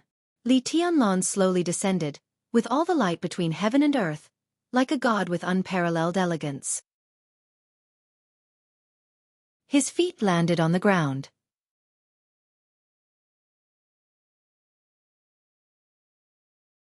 Chapter 291. People in Zhongyuan province were not the only ones who heard the thunder. The thunder rolled through the depths of the clouds. The sound wave spread and eventually turned into a soft sound between heaven and earth, then disappeared. The Wang family of Beihai. On Mount Dibing. Xianxia, the metaphysics grandmaster of Zhongzhou State who was a guest on Mount Dibing, suddenly looked up at the sky. The night passed, and the dawn was coming. Mount Dibing was emitting misty light. Looking at the sky from Mount Dibing, the sky was still gray. Xianxia looked at the sky, and the smile on his face gradually disappeared. His pupils began to contract, and even his body became stiff. Taoist. Wang Xiaoyao, who was sitting opposite Xianxia, was a little surprised. Xianxia had been in Mount Dibing for 7 days. Except for the first day when Wang Tianzong personally met Xianxia, Wang Xiaoyao accompanied him for the rest of the days. Many things in Mount Dibing were like this. Xianxia didn't feel neglected. Wang Xiaoyao's identity was honorable enough. And if Wang Xiaoyao didn't want to be hated, he was definitely a person who was hard to be hated. Wang Xiaoyao was the most popular person in the Wang family of Beihai, whether on the mountain or at the foot of the mountain. When there were disagreements within the Wang family of Beihai, Wang Xiaoyao was usually the peacemaker. When there were conflicts between the southeast factions, Wang Xiaoyao was also the mediator. He could even sit with Gu Xingyun, the first elder of Kunlun City, and talk and laugh naturally. There seemed to be no friend or foe in his mind. So everyone could feel his sincerity. Wang Tianzong liked peace. So whenever there were important guests on Mount Dibing, Wang Xiaoyao was the one who accompanied them. Wang Xiaoyao and Xianxia had a good relationship. They were friends despite their age difference. For Xianxia, sitting with Wang Xiaoyao was even more comfortable than facing Wang Tianzong. "Listen," Xianxia said in a deep voice. He was still in a clean Taoist robe, holding a horsetail whisk, with a youthful face and white hair. He looked like an immortal. "Listen to what?" Wang Xiaoyao looked helpless. After spending so much time with Xianxia, he was used to the metaphysics grandmaster's occasional ramblings. The place where the two of them were was one of the most suitable places for sightseeing in Mount Dibing. Wang Xiaoyao and Xianxia were waiting for the sunrise. But now when the sky was just lit up, Xianxia was so excited. Wang Xiaoyao could not understand. "Dragon roar." Xianxuanzi's deep tone was full of solemnity. In fact, he did not hear the clear thunder. But at that moment, he had vaguely heard a dragon's roar.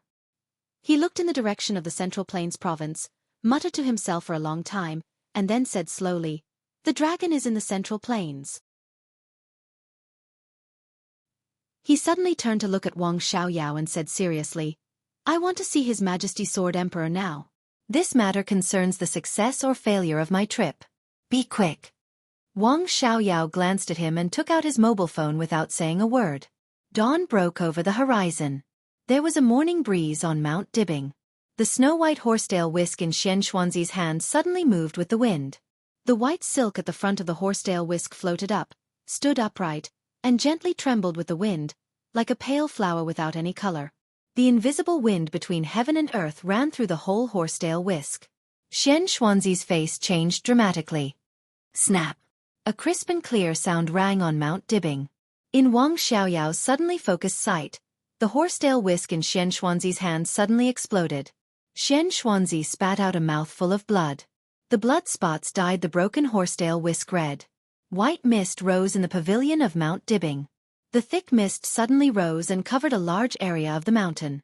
The white mist rose high in the sky with Xianxuanzi's extremely angry gasps. The mist was spreading and condensing. The mountain that was washed by the white mist became greener.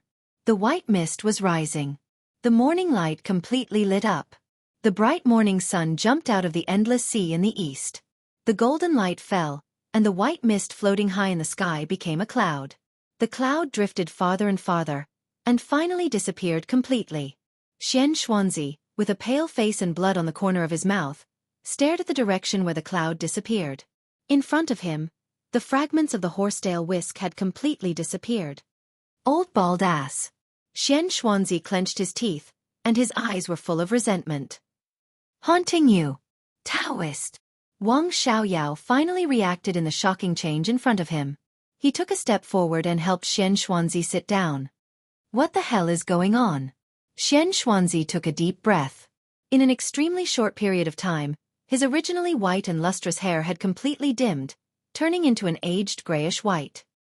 He wiped the blood on the corner of his mouth with his trembling palm, and suddenly grasped Wang Xiaoyao. I want to see His Majesty's Sword Emperor now. He looked at Wang Xiaoyao's eyes seriously. The distance between them was very close. Wang Xiaoyao could clearly see the ferocious light in his eyes. The sky was completely bright. The long night turned into a day. The sun was shining. In the early summer morning of Mount Dibbing, birds were singing and flowers were fragrant. A violent thunder suddenly broke the silence of Mount Dibbing. A deep and dazzling blue color suddenly appeared on the top of Mount Dibbing. The boundless sword intent exploded on the top of the mountain. The sword intent surged and roared on Mount Dibbing. The raging sea at the foot of the mountain began to surge, and the waves crazily slapped the cliff. The sound of the tide boiled with the spreading sword intent. The blue color on the top of the mountain kept spreading. It blocked the sun and distorted the space. The sound of the wind spread in the light. In the silent world, there were only tens of thousands of dazzling thunderbolts left. The thunderbolts wandered and spread in the air.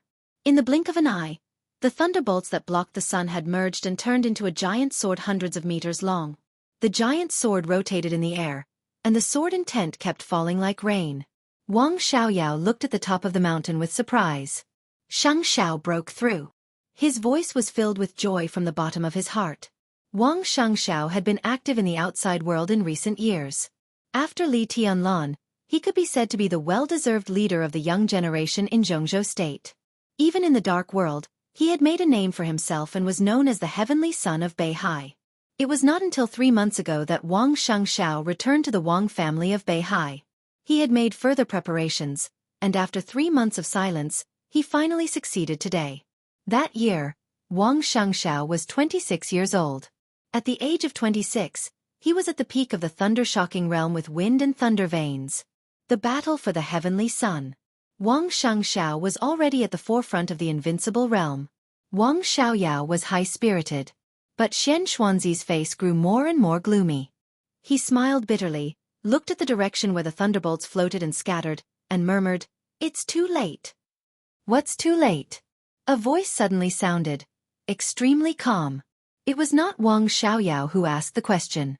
It was Wang Tianzong who quietly appeared in the pavilion. Wang Xiaoyao did not inform him to come. But as soon as he saw Wang Xianxiao break through, Wang Tianzong directly appeared in front of Xianxuanzi. The dragon vein has been formed. Xianxuanzi looked at Wang Tianzong and said bitterly, "Your Majesty, there is no chance." Wang Tianzong frowned. Wang Xiaoyao's body also tightened. The dragon vein. With Li Guangtu's treason, there had been no dragon vein in Jianghu state for more than 20 years. This was something that all the big shots in Jianghu state knew. Because of this, Jianghu state, known as the world's most powerful country, had been experiencing ups and downs in recent years. Now the dragon vein had been formed? Wang Xiaoyao looked at Wang Tianzong and then at Xianxuanzi. His mouth moved, but he didn't say anything in the end. Wang Tianzong's eyes were completely focused. Just now? He asked.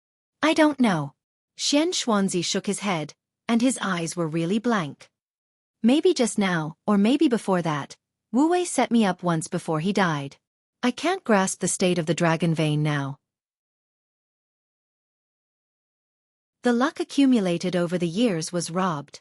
There was unwillingness and unvented anger in his crying and laughing face. I lost. Your Majesty, I can't do anything about Xianxia now. Wang Tianzong was silent. Xianxia had a high reputation in Jianghu state, but in recent years, some people privately said that this metaphysics grandmaster was not as aloof as great master Wu Wei at all. Instead, he looked more like a metaphysics grandmaster employed by the Wang family of Beihai. It made sense. Xianxia had done a lot for the Wang family of Beihai over the years. His trip was said to be a guest, but in fact, it was the most critical time in the Wang family of Beihai in these years. For many years, he and Great Master Wu Wei had been trying to reshape the dragon vein. Both of them had made their own progress. But their final choices were completely different. Great Master Wu Wei chose Li Tianlan, and Xianxia chose Wang Xiangxiao, who would inherit the dragon vein. To both of them, it would be a huge karma. Xianxia came to Mount Dibbing this time to transfer all the luck accumulated over the years to Wang Xiangxiao, so that Wang Xiangxiao could bear the prototype of the dragon vein in one fell swoop. But now the dragon vein had been formed. The infinite luck was directly plundered at the moment when the dragon vein was formed. Wang Xiangxiao had lost the chance. Whether it was intentional or not, it could be said that the move completely destroyed the overall plan of the Wang family of Beihai. If such an accident didn't happen, once Wang Xiangxiao carried the dragon vein and took a whole set of immortality potions, he could rush into the invincible realm in the shortest time. 3 years. 4 years. Maybe a shorter time. But now, this opportunity was gone. The dragon vein is with Li Tianlan, Wang Tianzong said. He didn't use a question sentence, but an affirmative sentence. Xianxia looked at Wang Tianzong. Wang Tianzong's eyes were deep and calm, without any emotion. Xianxia nodded. What will happen to him in the future? Wang Tianzong asked. Xianxia shook his head and said softly, no one can judge his destiny, and no one can speculate the trend of the dragon vein. In the future, with the dragon vein, the stronger Jianghu state is, the stronger Li Tianlan will be. From another perspective, it meant that the stronger Li Tianlan was, the stronger Jianghu state would be. Invincible to all enemies, unload your armor when you see the dragon. Xianxia said in a deep voice, Li Tianlan has come back. He is now in Jianghu. Wang Tianzong's body seemed to shake slightly. He thought for a long time and asked, no chance. I'm not sure. Xianxia said, I can't be sure how long he carries the dragon vein. If it's a short time, it's possible to pull it out. But Xiangxiao has no chance. If he can successfully pull out the dragon vein, Xiaoyao and Di Jiang are the most suitable. If Li Tianlan is really integrated with the luck of Jianghu state, Wang Tianzong looked at Xianxia deeply. What will happen to the Wang family of Beihai in the future? Xianxia glanced at Wang Tianzong and thought that the Wang family of Beihai was in a crisis. Wang Xiangxiao couldn't enter the invincible realm, and the plan was completely disrupted. What was there to say about the so-called future? He was silent for a long time and then said lightly, I don't know. Not knowing meant that he was not sure. But in the eyes of a real hero, not knowing meant that it was not good. The future of the Wang family of Beihai was not good. Wang Tianzong's eyes flickered and he said calmly, what should I do now? Kill Li Tianlan? Xianxia was silent for a moment and said lightly, the dragon vein has a foundation. If you want to pull it out, you must do it in the place where the dragon vein was born. He paused, lowered his eyelids and said softly, Your Majesty, if you want to take back the dragon vein, you must first take Lonely Mountain in Lin En.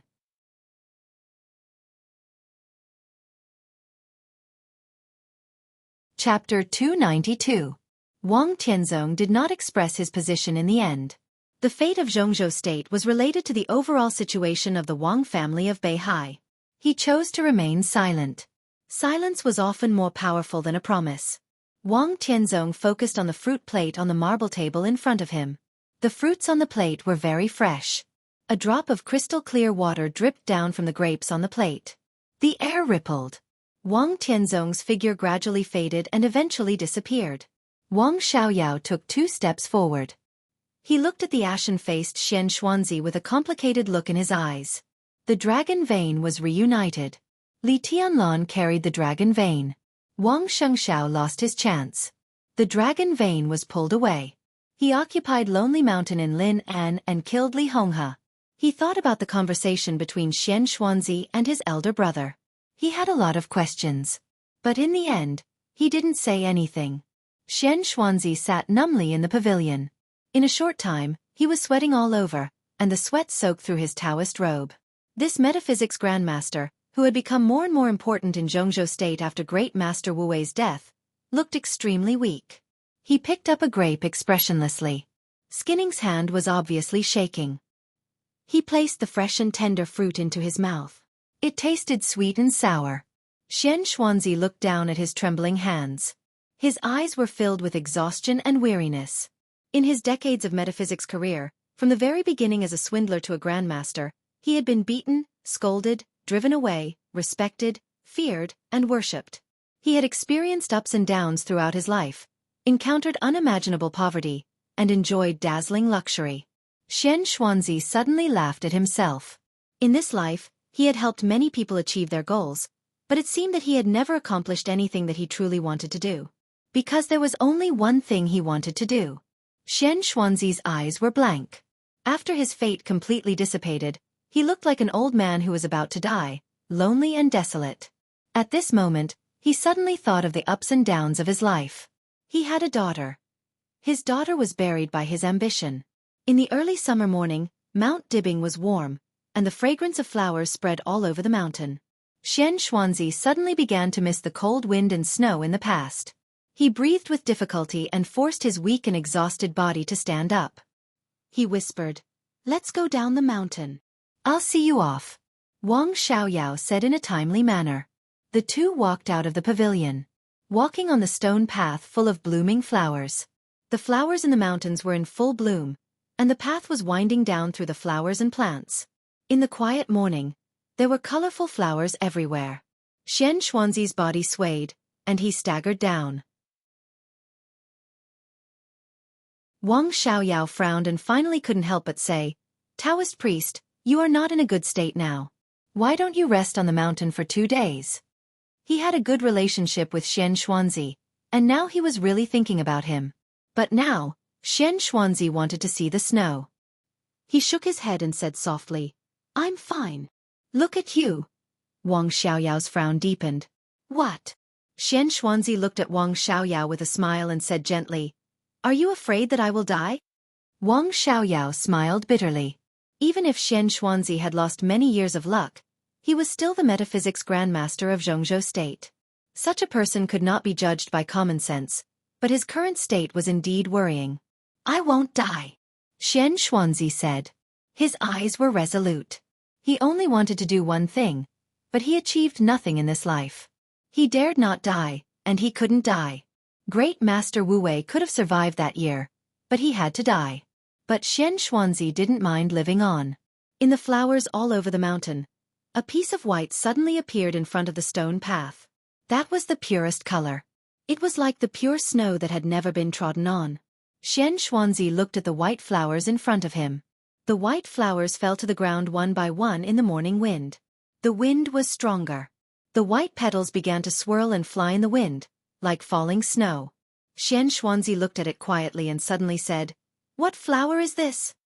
"This is snow eagle," Wang Xiaoyao said with a smile. "It's a new breed cultivated by my sister-in-law a few years ago. It only blooms in spring, and it will all wither after early summer." Snow eagle, Xianxuanzi looked at the petals flying in the air. He had never heard of the name of this flower, but it was really beautiful. "Summer solstice is a thoughtful person," Xianxuanzi said softly. Wang Xiaoyao smiled and didn't say much. The two walked down in a sea of white flowers, as if they were walking on a snow mountain. The white petals were blowing and falling in the wind, constantly undulating.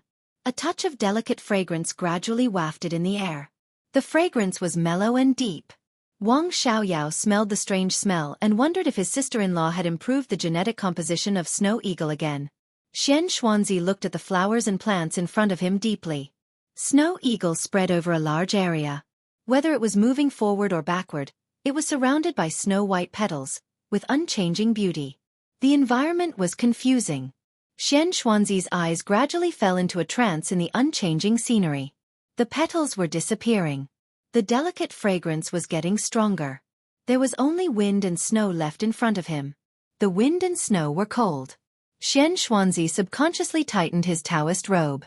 A butterfly appeared in front of him. Xianxuanzi suddenly came to his senses. Looking at the white flowers around him, he realized that he was on Mount Dibing, and the white around him was just flowers after all. The butterfly fluttered in front of Xianxuanzi, flapping its wings, colorful. Xianxuanzi stopped and looked at the butterfly flying in front of him quietly. It was so free and carefree.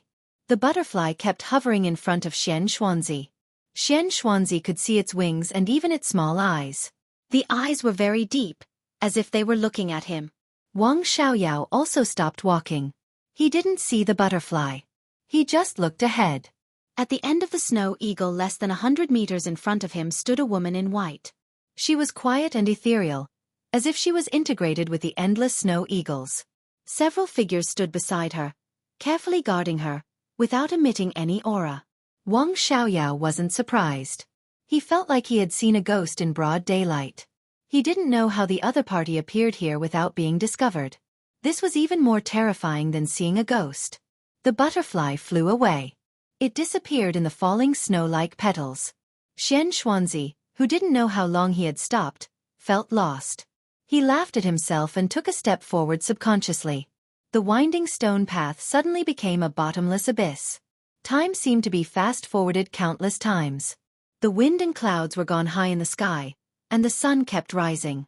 The temperature began to become scorching, and then it became hot.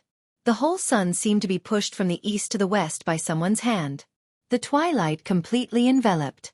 Xianxuanzi took a step in the air and suddenly fell. The twilight shrouded the abyss, and it was extremely quiet and dark everywhere. Xianxuanzi's heart kept sinking with his body. He didn't think about what was wrong with it. The disordered time and the abyss that shouldn't have appeared were subconsciously filtered in his mind. In his heart, there was only the most instinctive fear when a person was about to die. Xianxuanzi kept struggling in the abyss. He wanted to shout, but he couldn't make any sound in the extreme darkness and silence. His body fell down uncontrollably. It was like falling from the human world to hell, with no end. The sound of waves suddenly appeared around him. The majestic sound of waves swept everything. Xianxuanzi still didn't feel anything wrong. He remembered that he was on Mount Dibing, and the sea was under Mount Dibing. The surging waves were deafening. A light suddenly lit up in the endless darkness above. The light occupied all of Xianxuanzi's vision. Xianxuanzi groaned and his body fell to the ground hard. The dark ground was like a soft sea surface. The grass and flowers were vivid in the lonely light in the sky, but the whole ground was rolling like waves. Xianxuanzi looked around. All the light fell on him. Vaguely, he only felt that he was standing on the only small piece of land in the darkness. The almost boiling sound of the tide occupied all of his hearing. Xianxuanzi laughed. As if he was glad that he survived the disaster, he laughed very happily. "Why are you happy, Taoist?" A chilly voice suddenly rang out. The voice was very light, but it spread all over the sky in an instant. Even the roaring sound of the tide was instantly suppressed. The echoes kept echoing in the sky. "Why are you happy? Why are you happy? Happy?" The light in the sky gradually dissipated with the voice. Xianxuanzi finally saw the surrounding scene clearly. There was light in the darkness. There was heaven and earth. The sky was glowing with a strange red color. The scarlet light shone on the sea below. The seawater was pitch black, flowing in countless huge whirlpools. He was on a ground of about 10 square meters. The ground was too small. As far as the eye could see, it was all dark seawater that could swallow everything. There was no end in sight. A few dark beads stood in the seawater, as if they went straight to the sky. The scene looked very clear, but it was extremely far away. "Who are you?" Xianxuanzi looked ahead. In his sight was a woman in a white dress. It was too dark here. She stood in the place with her back to the light. Xianxia only felt that she looked a little familiar, but he was not sure who she was. The woman did not answer Xianxuanzi's question. She just stared at him quietly. Xianxuanzi saw a pair of deep and bright eyes. Those eyes were calm and cold, like the deep Milky Way. Taoist, what's your identity? Why are you so down today? There seemed to be a hint of a smile in the woman's voice. She said softly, "You're really like a dying old dog." Xianxuanzi fell silent. She was silent for a long time before she said with uncertainty, "Are you going to kill me?" He felt that it was ridiculous. With his ability, no one would want to kill him when they found him. Was there an exception today? Otherwise, the woman's voice became softer and softer, like the chilly wind blowing from the sky. "You don't deserve to die?" Xianxuanzi squinted at the woman in the dark. He felt that she was more and more familiar. More than 20 years ago, after Li Guangtu committed treason, you have been planning something. Over the years you have 3 chances. The first one was 16 years ago, and it was destroyed by some external factors that could not be interfered with. The second one was 10 years ago. You felt that you were not sure, so you hesitated and missed the opportunity. The third one was about 4 years ago, and it was destroyed by me. The woman's tone was indifferent. The dragon vein of Jianghu state is your 4th chance. Taoist, do you really care about the dragon vein? You know that the Wang family of Beihai's fate is extremely prosperous, and they can't bear the dragon vein at all. But all these years, you have been tampering with the fate of the Wang family of Beihai, creating an illusion. Finally, you deceived Wang Tianzong and Jianghu state. Now you are regarded as the chief metaphysics grandmaster of the Wang family of Beihai.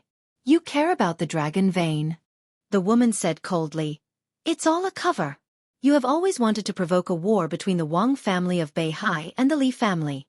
Even though the Li family is now at the end of its road, you don't want to let them go. Don't you deserve to die?" Xianxuanzi's body suddenly became stiff. As if the biggest secret in his heart had been revealed, his breathing suddenly became rapid. He stared at the exquisite figure in the faint light and said ferociously, "Who the hell are you?" "Is it important?" the woman said coldly. Xianxuanzi took a deep breath. Under the blood-red sky, he laughed somewhat crazily. "Yes, it's not important. The important thing is that you seem to have seen through my plan. That is to say, my plan was destroyed by you again, right? I deserve to die. Don't the Li family deserve to die? Don't Li Tianlan deserve to die? No, they deserve to die too. I will find a chance to completely destroy them. If I am lucky enough to survive this time, when Wang Tianzong kills Li Honghe, I will personally extract the dragon vein from Li Tianlan. I will use the dragon vein to completely destroy the fate of the Wang family of Beihai. Haha, haha, they all deserve to die. Deserve to die." The woman took 2 steps forward. "You don't approve of Tianlan?" she asked softly. "Why should I approve of him?" Xianxuanzi's face was cold. He really didn't like Li Tianlan. When he first met Li Tianlan in Huiting, Xianxuanzi saw too much ambition in his calm eyes. That was the desire that was suppressed to the extreme, too crazy and intense. That was the ambition that could destroy everything. Xianxuanzi would not admit that he saw the shadow of himself in those eyes. He just didn't like Li Tianlan. "Does this matter have anything to do with you?" the woman suddenly asked. Xianxuanzi was stunned. "No matter what, he must die," Xianxuanzi said. "You hate the Li family." The woman spoke slowly, but she was very sure of it. "You seem to know a lot of things." Xianxuanzi looked at her coldly. "Then you should also know that the child of the Li family was a girl. That child died prematurely. Where did this bastard come from? Is he Li Guangtu's illegitimate child?" "Illegitimate child." The woman was silent. She seemed to be thinking about something. The killing intent in the air began to fade quietly. The blood-colored light in the sky gradually faded and returned to darkness. The furious sea was no longer boiling. The ground under Xianxuanzi's feet expanded wildly, from 10 meters to thousands of meters in an instant, like a small island. "Answer a question for me." The woman's voice echoed between heaven and earth. "Do you hate the Li family the most? Or Kunlun City?" Xianxuanzi's expression changed dramatically. He, who had lost all his luck, was in the weakest and most dazed state today. At this moment, his heart was on the verge of collapse. What the hell do you know? He looked at the woman who was getting farther away from him as the ground under his feet expanded, and his tone was furious. I know your surname is Li, the woman said softly. You want to provoke a war between the Wang family of Beihai and the Li family. There would be no suspense in this war, but Li Honghe's current state was too dangerous. If the Wang family of Beihai took action, the Wang family of Beihai would definitely suffer heavy losses and the Li family would be completely destroyed when the human emperor didn't have enough energy. Your metaphysics has long been deeply rooted in people's hearts. When you use the dragon vein to wipe out the luck of the Wang family of Beihai, the Wang family of Beihai will vanish in less than 20 years. At that time, Kunlun City will dominate Jianghu state. It's a very good layout. For so many years, who could have thought that the metaphysics grandmaster of the Wang family of Beihai is actually from Kunlun City? No, I'm wrong. This should be the deal between you and Kunlun City, right? Xianxia fell to the ground, completely disheartened. You don't care about anything. You don't care about the dragon vein, yourself, or even Jianghu state. You only care about your daughter. Many years ago, you gave up for your so-called ambition, and now you want to take it back with all your might. How stupid. The woman slowly walked over from afar and commented rudely. I'm really stupid. Xianxia laughed bitterly at himself. I shouldn't have. So, answer my question. Do you hate Kunlun City more? Or the Li family more? The woman asked slowly. Does it make sense? Xianxia said numbly, if I don't die, the Li family will be destroyed. Of course it makes sense. I actually don't mind you destroying the Li family, and I can even help you deal with Kunlun City. The woman said softly. This sentence seemed to directly express her position. Xianxia suddenly looked up. Are you from the Wang family of Beihai? Are you summer solstice? We met in Linan. The woman finally walked to Xianxia. My surname is Qin. A dreamy and cold face appeared in Xianxuanzi's sight. It was perfect and flawless, with a touch of majesty in its nobility. It's you. Xianxuanzi's tone was very low and a little unbelievable. It's you. You obviously don't know martial arts. This is not martial arts. Qin Weibai said slowly, this is the spiritual domain. Boom. With her voice, the sky suddenly fell and the earth cracked. Countless cracks appeared in the sky that had almost completely disappeared. The sky poured down, and the endless deep sea in the surroundings seemed to be pressed down by an invisible pressure in an instant.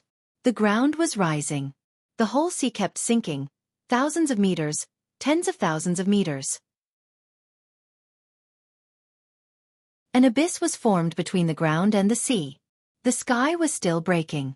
Xianxuanzi finally realized that something was wrong. He looked at this unrealistic scene and suddenly realized that he was not in Mount Dibbing at all. Where am I? He asked. Mount Dibbing. Qin Weibai's answer was a little unexpected. Xianxuanzi suddenly thought of something. He looked at Qin Weibai with a complicated look. Hypnosis. Qin Weibai was indifferent and silent. Xianxuanzi completely understood. He remembered the butterfly he saw not long ago. Xianxuanzi suddenly felt a little ridiculous. He pointed at the scene of the sky falling and the earth cracking around him. So, these are all fake? What I see is a scene created by hypnosis. But you're real. Qin Weibai said calmly. She looked at the deep sea that was still sinking. If you jump from here, you won't wake up during the fall. When you really fall into the deep sea, you will fall into a state of brain death. No one can find out the cause of your death. Xianxuanzi looked at Qin Weibai with a complicated look. What a marvelous skill. He said softly. Hypnosis had always been the unique skill of the Li family. But it was the first time that Xianxuanzi heard that hypnosis could be used to this extent. This field was too mysterious, even no less than martial arts.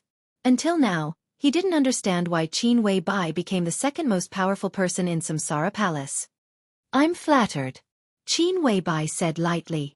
Who taught you hypnosis? Xianxuanzi asked curiously. Li Kuangtu? No, the time is not right. Is that Li Honghe? Qin Weibai glanced at him. She waved her hand. Light shone on the horizon. Xianxuanzi's sight returned to normal. I said, I don't mind you destroying the Li family. Qin Weibai said, because I hate them too. But I heard that you're Li Tianlan's woman. Xianxia looked at Qin Weibai. The lines on Qin Weibai's face suddenly softened. She said softly, so you can deal with the Li family, Kunlun City, and the Wang family of Beihai. These have nothing to do with me. You just need to support Tianlan. Today I was going to kill you. You have a lot of secrets that I know, and there are also things that I don't know. But here I can know everything. I will take everything from you, and then I will let you die a horrible death. Qin Weibai said softly, but I suddenly find that it seems to be a good choice to let you live. Let me live and help the heir of the Li family? Xianxia sneered. You're helping me. Qin Weibai looked into Xianxia's eyes. What do you want? Xianxia was full of doubts. He was a metaphysics grandmaster, but he was not omniscient. On the surface, Qin Weibai's position had always been very simple. But only when he really got in touch with her did he find that her thoughts were so complicated. Didn't you say that I was a witch who brought disaster to the country? Qin Weibai smiled faintly. I want a chaotic world. I need a new era after extreme chaos. Now the dark world is too peaceful. Xianxia looked at Qin Weibai dumbfounded, as if he was looking at a lunatic. The dark world was too peaceful? In the past few years, except for the year after the final battle of Heaven Capital, when had the dark world been peaceful in the past 2 years? It was a complete mess. Anyway, the Taoist won't care about these. Qin Weibai said, you know the possibility of your successful deal with Kunlun City. In this case, why don't you help me? You give me what I want, and I'll give you what you want. What you want is the so-called new era. Xianxia looked at Qin Weibai. And your life? Qin Weibai looked at Xianxia without backing down. I'll help you fulfill your wish so that you can die in peace. How about that? Deal. Xianxia looked calm. This is not a deal. Qin Weibai shook her head. This is surrender. From today until you die, you belong to the Samsara Palace. Kneel. Xianxia thought of a strange title. After a long silence, he straightened up, tidied up his Taoist robe, and knelt down in front of Qin Weibai. Boss. Xianxia said calmly. Boom. Heaven and earth completely collapsed. The darkness, the deep sea, the drifting land, everything disappeared. Xianxia's eyes instantly became clear. He stood on the path of Mount Dibbing, surrounded by white petals that were flying like snow. About 100 meters in front of him, a woman was turning around casually. Xianxia's ears were full of the earth-shattering roar, and Qin Weibai's calm but irresistible voice. Welcome to the Samsara Palace. P.S. I'm really not digging a pit at will. Almost all the pits are dug bigger when a little clue is given in the previous chapter. I can fill them now, but I can't extricate myself. A chapter of more than 6,000 words. You're tuning in to the Wisdom Diary YouTube channel. Don't forget to subscribe and join us on this journey to catch the most captivating stories.